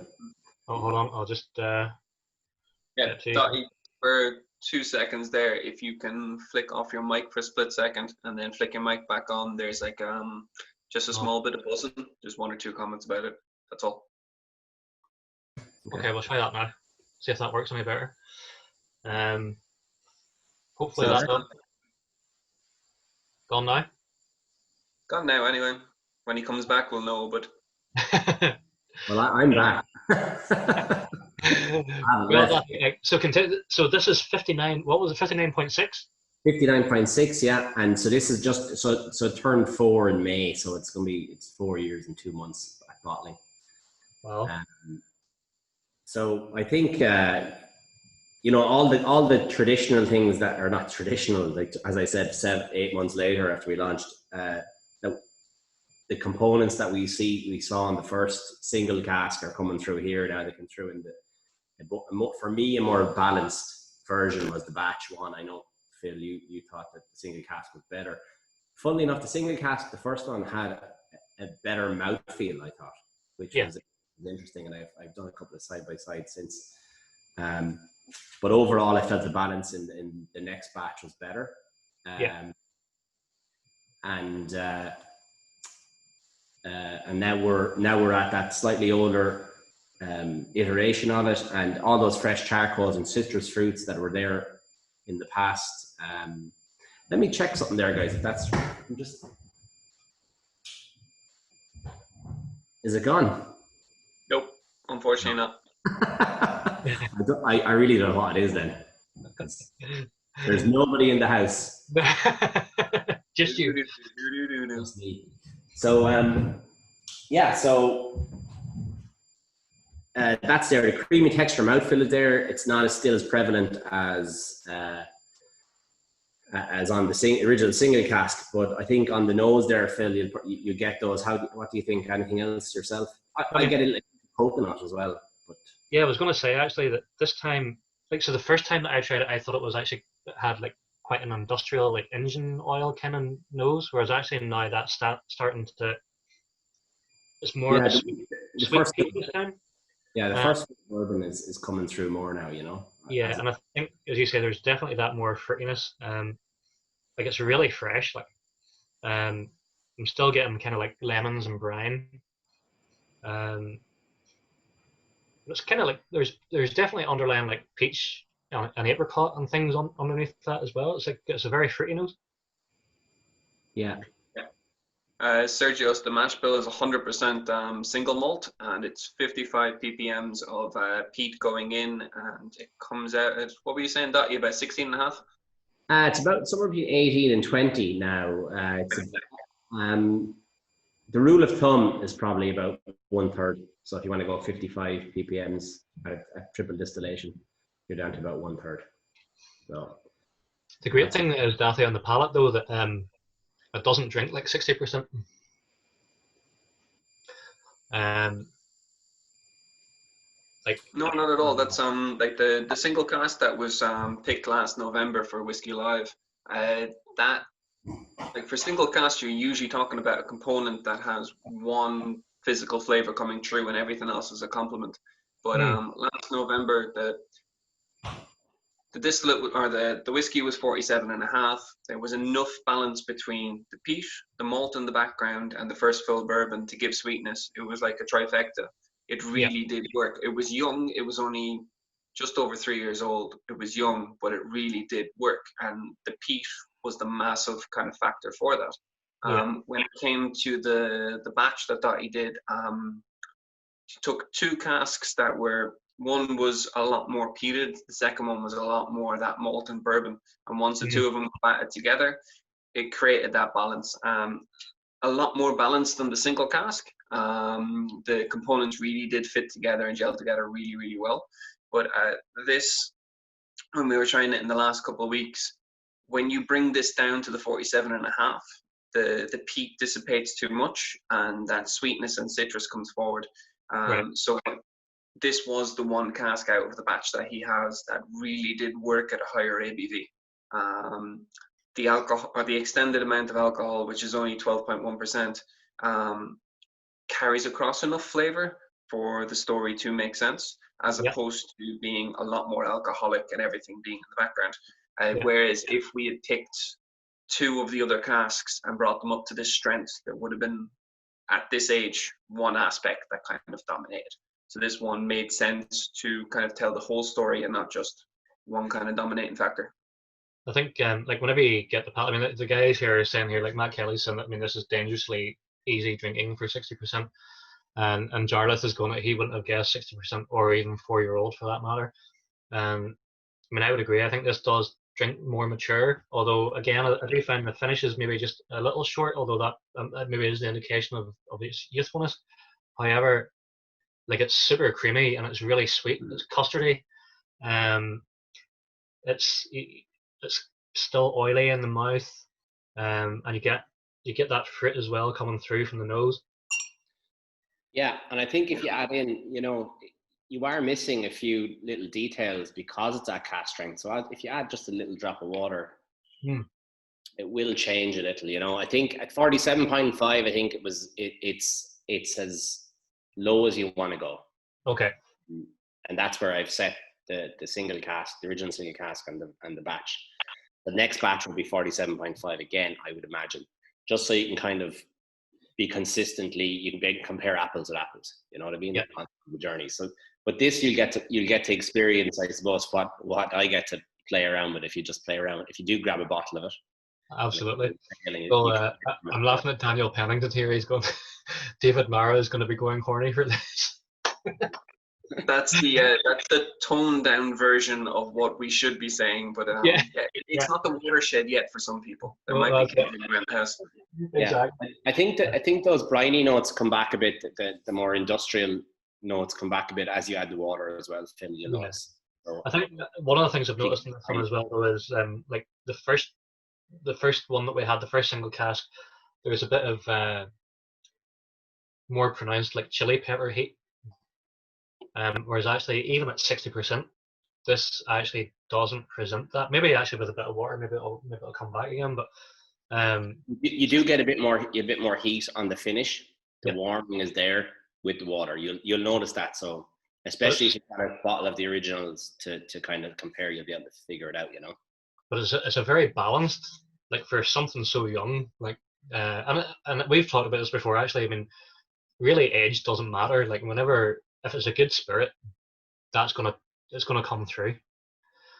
Yeah, absolutely. It's look, the whole idea of the game I'm in, is to be able to release casks when we feel they're ready and be agile, and that ultimately we can do that probably because we have to, really, as well. It's one thing, but we can do it because bigger in distilleries are behemoths, especially the big ones in Ireland. Like, they operate at a whole different level to the rest of the country, and nothing moves quickly in those places. So I think that's the beauty of this, being able to do this. And I think it'll be interesting as we progress the business and scale it up over the next 12 months. Yeah. And over the coming years, how you'll be able to see that, and hopefully be able to be quite reactive. I think Jarlath spoke about it yesterday, being able to turn things around quite quickly, and it's the same for us, like. Well, Brendan, he's saying there that he's making some burgers in the barbecue here, and he says it's the perfect combination. Good man. Perfect. That's ideal. Yeah, it's great. It's great with some stinky cheese as well. Yeah. So James Walsh is asking, why does the alcohol dominate when I add water? I suppose so. That's the thing with adding water to some of these is it's a weird thing sometimes. Like, at the end of the day, you're whenever you add the water, you're releasing the oils, and the flavors are like tightly bound in that cask strength. So I don't know whether it'd actually be the alcohol that you're going to get more, or I think it's that warming that's coming through. I don't know what you think about that, Chris. When you're adding water to something that has peat in it, so the phenolic oils, as you said, they're the compounds that are sitting inside. So when you have your normal whiskey compounds, adding water will take away spice and usually elevate the fruit and elevate the sweetness. Whereas when you have a peat, you'll get that dryness, astringency that will come through, and a good bit of that will come across as alcohol, will come across as that kind of high intensity. But that impact and that dryness usually just comes from the peat compounds themselves initially, and a small bit more water. Same if you've ever had any really peaty Islays or Connemara, which is double distilled. When you add water, the peat goes really intense, and then it dissipates away. You'll always get that before the malt will come through, or the cask influence themselves. Because I found that with a few of the Lafroig 10-year-old cask strengths. I found that as well, that actually, again, the minute, like, actually whenever you open the cask strength, and we all know Lafroig's like this peat monster, and yet the nose is very closed whenever it's at full strength. And it's not until you actually add some water that then all of a sudden you get this like massive bloom of peat. And I actually prefer drinking my Lafroig at cask strength rather than having a bit of water, actually. So, right, so we'll come back to Dathie in a wee minute, because we're going to continue our progression. I think we're going to head into the 1980s now, are we, Chris? We are indeed. We're jumping back a small bit. Younger than most of you, older than some of us. This one is a 10-year-old Bushmill single malt from this one was 1987-88. There was 2 bottles, one belonged to Paul O'Kane and one belonged to myself, that were put together. They are 40% ABV, and they are 10-year-old single malts. So up until 1983, going on 1984, the same as yourself, Danny. Up until 1983, 84, the word single malt didn't exist in Ireland. Single malt was a terminology brought across from Scotland to Bushmills, and they were the first to bottle under that specific category. That's just dominated by the markets around the world. When you're going into Asia and going into America, which is obviously prevalent for everybody, whatever the trends are, that's what you follow. So one of the reasons we have Jameson 3-star going to Jameson with an H statement is because of cognacs and their 3 stars, Powers, 3 Swallows, Bacardi, Rum of the Bat. We drink because of association, we drink because of trends, and every time someone changes something, you always look to see who the best around the world is and either copy them or evolve from them. So the single malt coming from Bushmills, it was the same liquid that was being produced the year before as a old special liqueur, but it was now called single malt. No difference in distillation, no difference in casking, just simply beautiful age statements and the title in which they're going to fall under. This is one of the last releases to come from Bushmills that you can genuinely say the sherry casks were under merchant worthy sherry casks, that the sherry in them were definitely there more than 5 years. The color on it carries across in the glass, but mainly in the bottle themselves. They wouldn't be as dark as the 16-year-old with the port finish, but it's a lot. If you sit a modern day 10-year-old beside one from the 80s, there's a significant difference, and nothing to do with caramel color. All comes down to the sherry cask components themselves. Sorry to interrupt, Chris, but so the modern day 10-year-old, I think, is 75% bourbon, 25% sherry. Was that the same going back to this? No, they would have been a lot more sherry influence back then.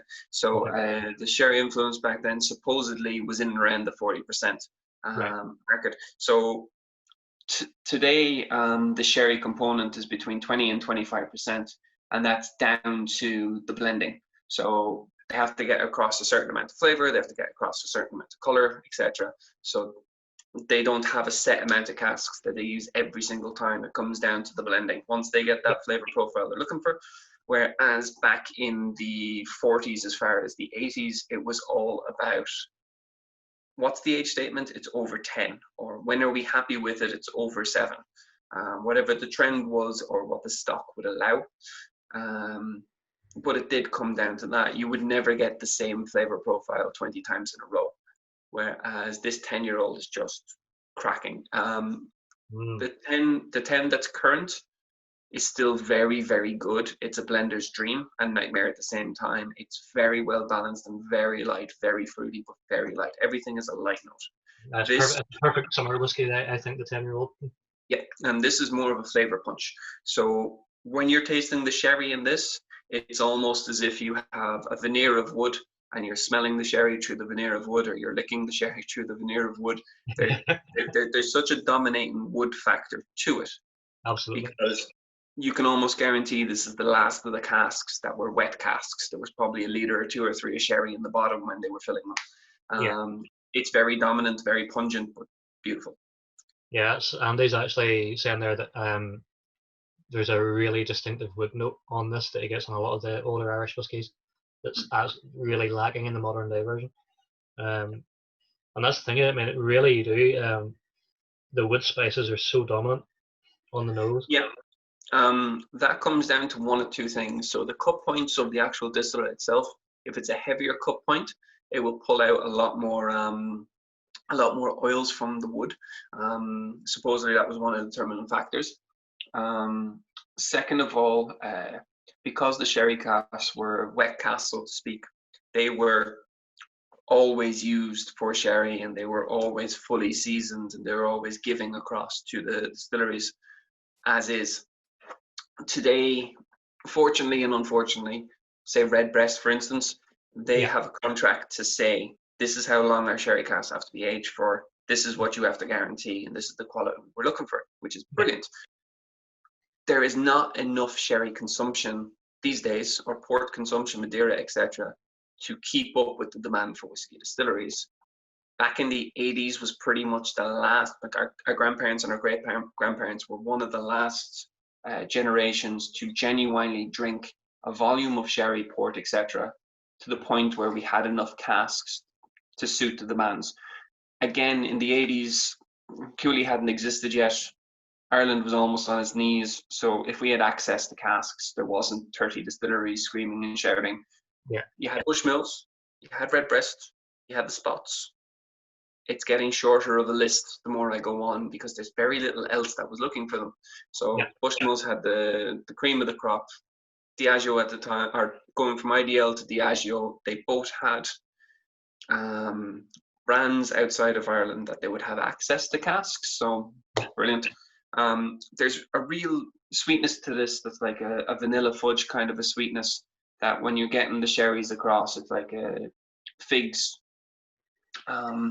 Figs that are dipped in something really, really sweet, or dates when you're making them into a syrup, or you're about to have a sticky toffee pudding and you haven't put anything over top of it, that kind of really intense sweetness.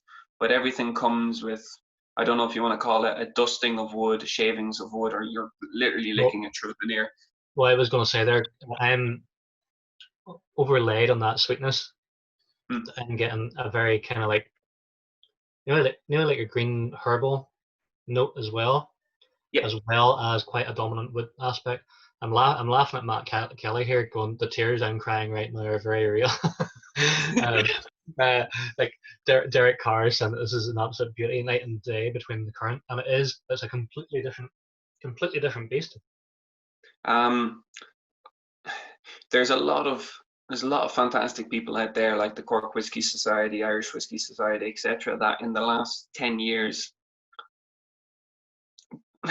they've ran tastings where they've brought these bottles out.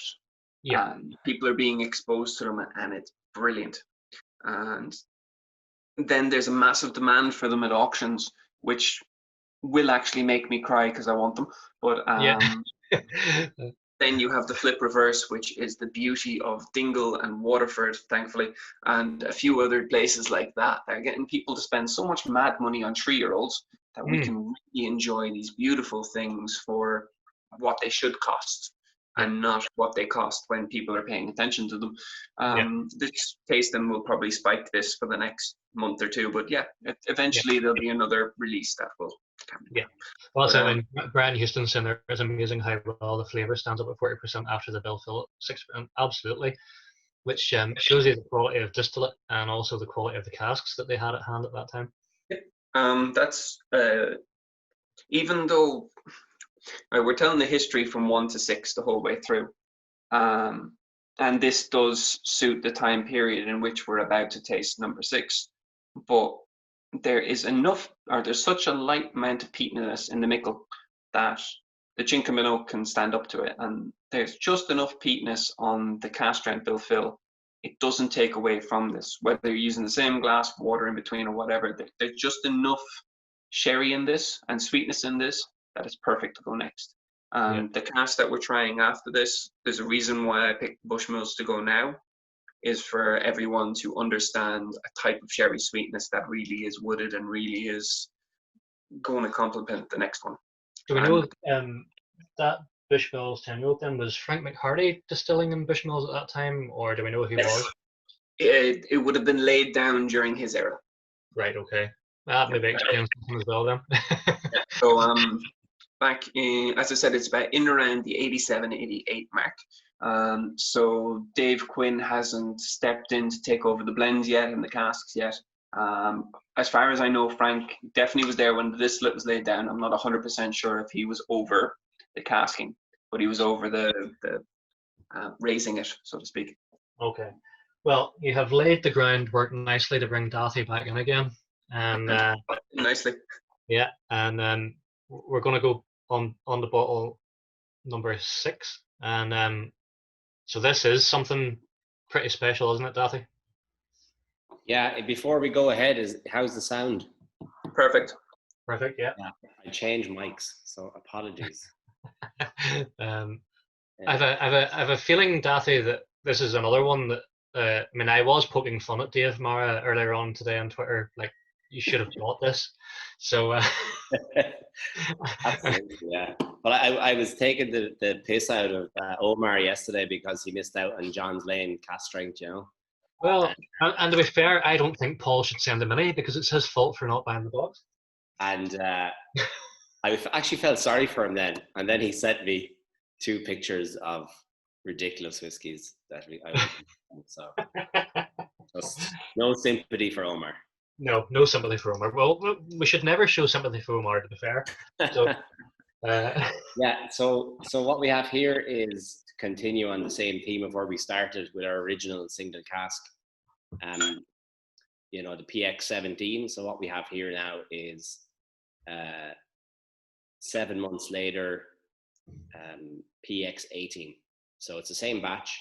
Okay. But it's progressed. Obviously, it's spent 7 months longer in the cask, and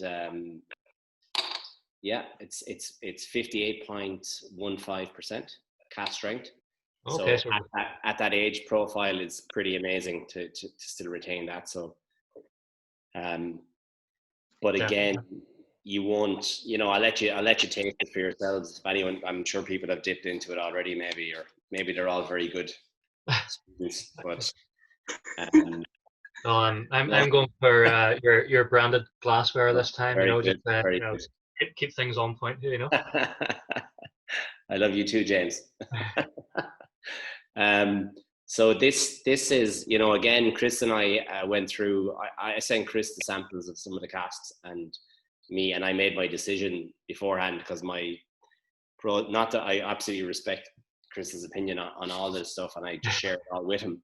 Yeah. But I just said, well, I have to, you know, live by the sword and die by the sword. And absolutely. I picked this cask before, and Chris actually picked the same cask as well. So, of the ones that are left, and at 58.15%, it's double distilled single malt from Cooley, 2002, and it's pretty special. It's been 17 years in single malt casks, in first fill bourbon casks, and then exactly 17 years. And then I took it out, and as I said, we vatted that batch of single malt together, and then we recast it into PX casks. which are US oak PX casks, which probably complement it a bit better as well. Yeah. And 13 months later, this is what we're left with. And I did say at Whiskey Live I was going to probably bring out a cask strength at some stage next year. So here it is. It's not down to anybody's crusade other than my own. We're not giving Dave credit for this. No, it's great for everybody that they're into cask. But the problem is at this age statement, the price of it and the excise duty and on top of that, the price of this product to get it to market, and that I had to pay to buy it. So when I'm bottling this cask, I need to make the same money I do out of 46%. That's how it works for me, and that's me being upfront. Well, James is asking, would you take a kidney? So that's a good start. Yeah, well, luckily, I think they've priced it right. So both of these offerings, before I get into the flavor, both of these offerings we're doing at 50 cl. Okay, yeah. So this is why we've had a slight delay, because I was going to 700 ml. So this is a 50 cl bottle. So if you want to compare them, it's a little one beside it. And so the price point's at 140 euro RRP, which I think is very competitive for the age statement and for the ABV. And the bill of fare is at 70. So as well. Yep. So that's and that's keeping all the retailers happy as well. So absolutely, well, it's a small far away. Yeah. At the end of the day, we've had this discussion actually in malt. I know Jason has alluded to it a few times. We're actually sometimes going to a 500 ml bottle if it keeps the price at a point where people can have an entry point into that whiskey, then absolutely go for that. Why not? So, as you say, if you were going for a 70 ml or a 70 cl bottle, you're probably talking nearly 180, 200. Yeah, we're over 200 because the margin is going up. It's for the retailer as well, and so you're gone over 200, well over 200. Yeah, and also more people have access to the bottle. Yeah, I wanted to be accessible, because I think even the original PX17 people did feel it was a little inaccessible at 160, or 170 in some shops. Yeah. So I am conscious of that, and so I thought this was a good idea, and then hopefully people can pick up 2 bottles. Brilliant. Sorry, Chris, were you going to come in and say something there? Sorry if we were. No, you're all good. All I was going to say is when you drop it down to 500 mils, you're obviously extending the length of the cask, which means there's more to go around for everybody. It extends the numbers, so it's not going to be pinched up by all the collectors looking to hide it underneath and never actually crack the seal. It also means money in your pocket. It's more accessible to people with different price ranges. And I find that a lot with recommending whiskies anywhere between 5 years old and 20 years old. Different ones for different reasons will have different age statements and different price ranges. Sometimes, unfortunately, the things you love will always be outside of that bracket. Dropping down to 500 mils just means that it's a bottle you will still not drink in a night. You'll take your time over, but it's something that becomes accessible for someone else. So it really did make sense from all aspects, especially Ireland having such a high duty. And that's the thing. Actually, that's one of the things I'm very conscious of. Sometimes, like Ernest Cantillon was talking about this yesterday with Red Earl. Something that they were very conscious of as well. They would love to do the Red Earl cask strength, but again, it's like duty, excise, and then as you were saying, sometimes some people are put off at cask strength. Cask strength isn't always the gateway. It's more for like nerds like us, who enjoy having our whiskies at that, and then we can play about with water and so on. So yeah, totally agree with the decisions you're making there. Absolutely, Shane. We'll have a chat about that, so no hassle. We can do PX hard seltzer, will we? Yeah. So Derek Carr is asking when you're hoping to release this, Daffy. Yeah, so we were obviously supposed to have this released available to go on pre-sale tonight and then shipping during the week, but essentially bottling got delayed a bit, and then I decided at the same time I decided to make it a 500 ml bottle, and then my design team weren't too happy with me, so they said, you know, we have to do a new label, and so basically I'm only signing off the label tomorrow. So it's going to be another. So we're planning to bottle week of the 17th and ship the week of the 17th as well. Nice. So tonight I'm going to send the link out there just there now. Brilliant. Yeah, thank you. Everyone here can register for pre-sale. We're not taking any money, and what we'll do is we'll give you the first dibs on it 48 hours in advance on a link. We'll send you an email if you register, and we'll also have a little like thank you gift or something as well in there as well, something that we'll throw in for supporting. So excellent. Yeah, so that's the plan. So we'll keep everyone, and they'll be on the usual places to get them. So yeah. Jimmy's recommending that you put a signed selfie in there. A signed selfie? Yeah. Jesus. I don't know, Jamie. You must have a soft spot for hairy mountain men or something. Yetis, is it Yetis? It's because Jimmy can't grow a beard either. You see, so that's the reason. You know. Sergio, all the bottles are signed already. So on the nose, like on this, I think I poured mine quite a while back because when you initially pour it, it's quite mellow. Yeah. And if you just give it a few minutes. I think it's a total fruit bomb, Dathy. Like, I mean, I think with Cooley you always get like a real honeysuckle note off their single malt, but like I'm getting like tinned pineapple and peaches. There's like blackberries going on there. There's almonds and orange peel. The malt still comes through. It's not overpowered by the PX in any way. It's just lovely. Yeah, like when you pour it first, there's a little. I get a little cacao and cocoa, and there's a faint coconut comes through as well, because of probably the young PX cask, the American oak cask that was used for that as well. You know, and yeah, it's pretty, like it's a real nice nose. I think if you have the 17, you'll see that progression. It's much more PX forward, I suppose. You said at the start the cacao nib, the chocolate, and a little bit of coconut.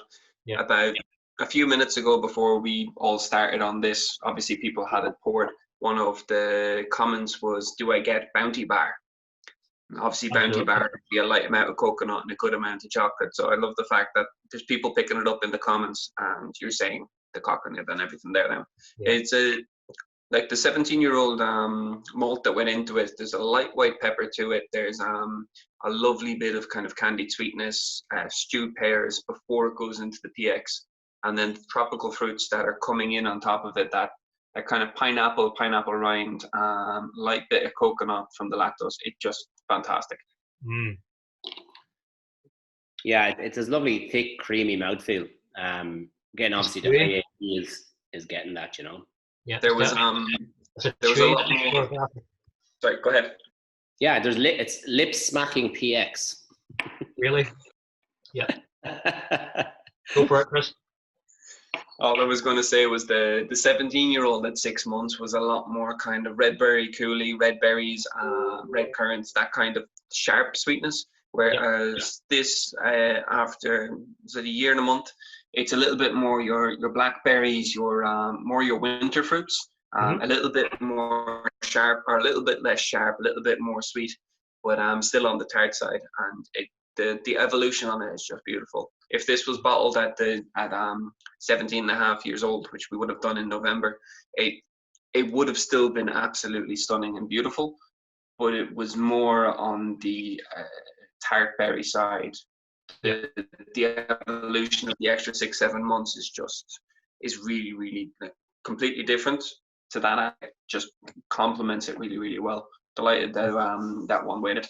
And there's Absolutely. one more cask. There's one more cask with that kind of berry elements that's really going to be more strawberries and raspberries by the time they get to another 3 months old. Can't really wait for that one to Because tease.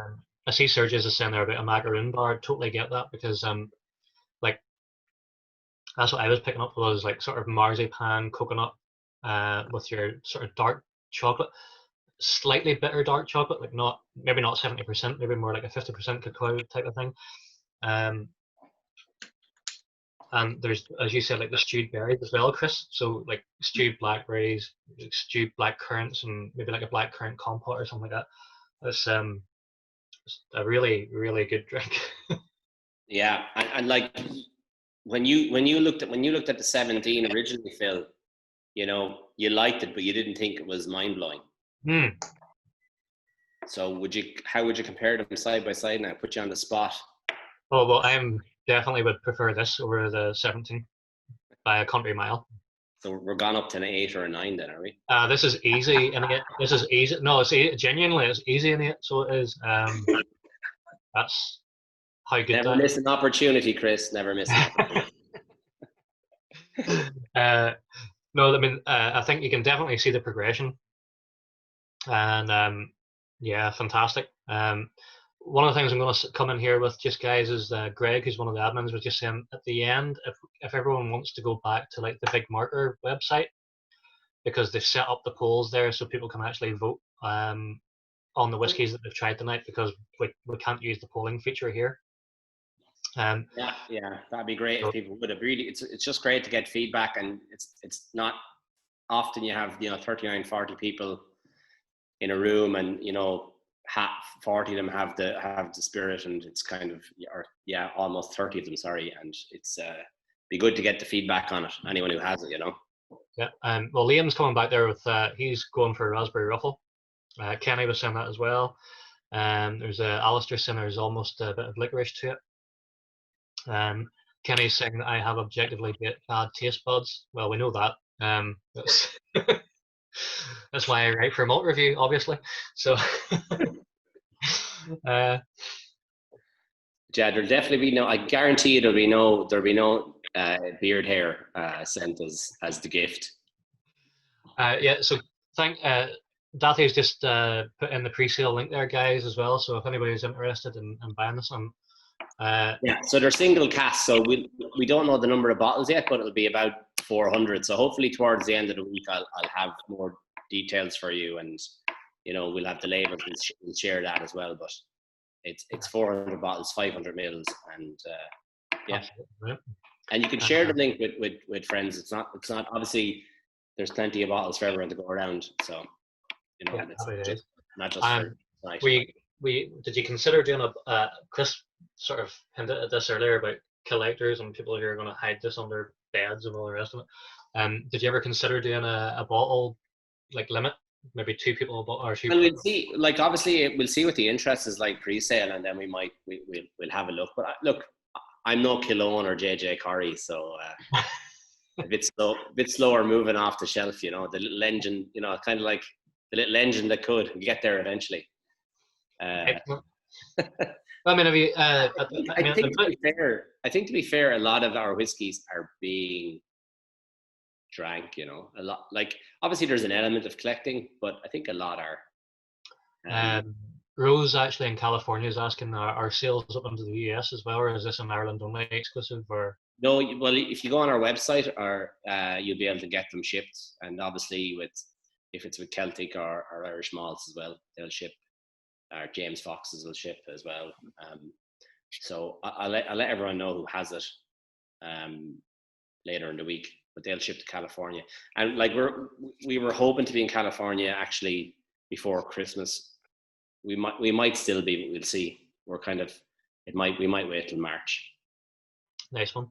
So I mean, at the minute, Dathy, do you have anything that like any particular stuff that you're looking at that you can maybe give us hints at future releases that we can expect? Or am I pushing you too far here? No. Like it's like we're going to reuse these casks now for something a bit different. Yeah. So again, we'll see how they're coming along. We're just going into it, so we'll see how they come along, and maybe if there's something ready for Christmas, we'll do one of those. But there'll be another batch of Bill Phil, and there'll be another. I don't know if there'll be another PX18 this side of Christmas. We'll see how this one goes. Okay. And if it is, it'll be a 700ml bottle anyway, I'd say. You're not going to take any influence off like the Mad Hatter Paul Kane and do like a WKD finish or like a Buckfast finish or anything like that? No. Like a big focus for us is trying to go back to traditional kind of casks from day one. So like what we want to be doing is filling new make spirit, fresh spirit into VDN casks, cognac casks. Nice. Oloroso, sherry, etc. Burgundies and Bordeaux's and Marsalas and let the whiskey age, in it from day one. Yeah, so obviously bourbon will has to still be a big part, but we're going to try and bring it back closer to 50-50 probably in terms of cask French oak versus US oak. Nice. Okay. Excellent stuff. It'll be a slight difference, and then obviously we're working on the moment now. We're putting in planning change of use on a building for our own maturation center, blending room. Nice. Excellent. Yeah. So Sergius is just leaving us here, Dathy. So just say hello to Sergius, and thanks very much for everything you do for Irish whiskey as well, Serge. But yeah, so there's plenty to come. Like I suppose the whole thing is, we can't release too much at the moment because I just felt there's not enough behind the brand, to be honest. I don't have my maturation house. I don't have the bottling or blending room or any of that in the background to give us extra credibility, I guess. We're independent bottlers. We're trying to we're honest and transparent about everything. I'm an open book if anyone wants to know anything. I think though, Dathy, actually, I think you undersell yourself there, because I think it's a great thing that Ireland has an independent bottler now. And I guess I just can't push there are other independent bottlers out there too, I guess. Yeah. But I just can't push forward until we have all this in place, and we can kind of we can do all the crazy things that Chris and I have talked about already. So we have plenty. Like it's Willy Wonka is used a lot, especially in Belfast Whiskey Week, especially with Brendan and Paul, and like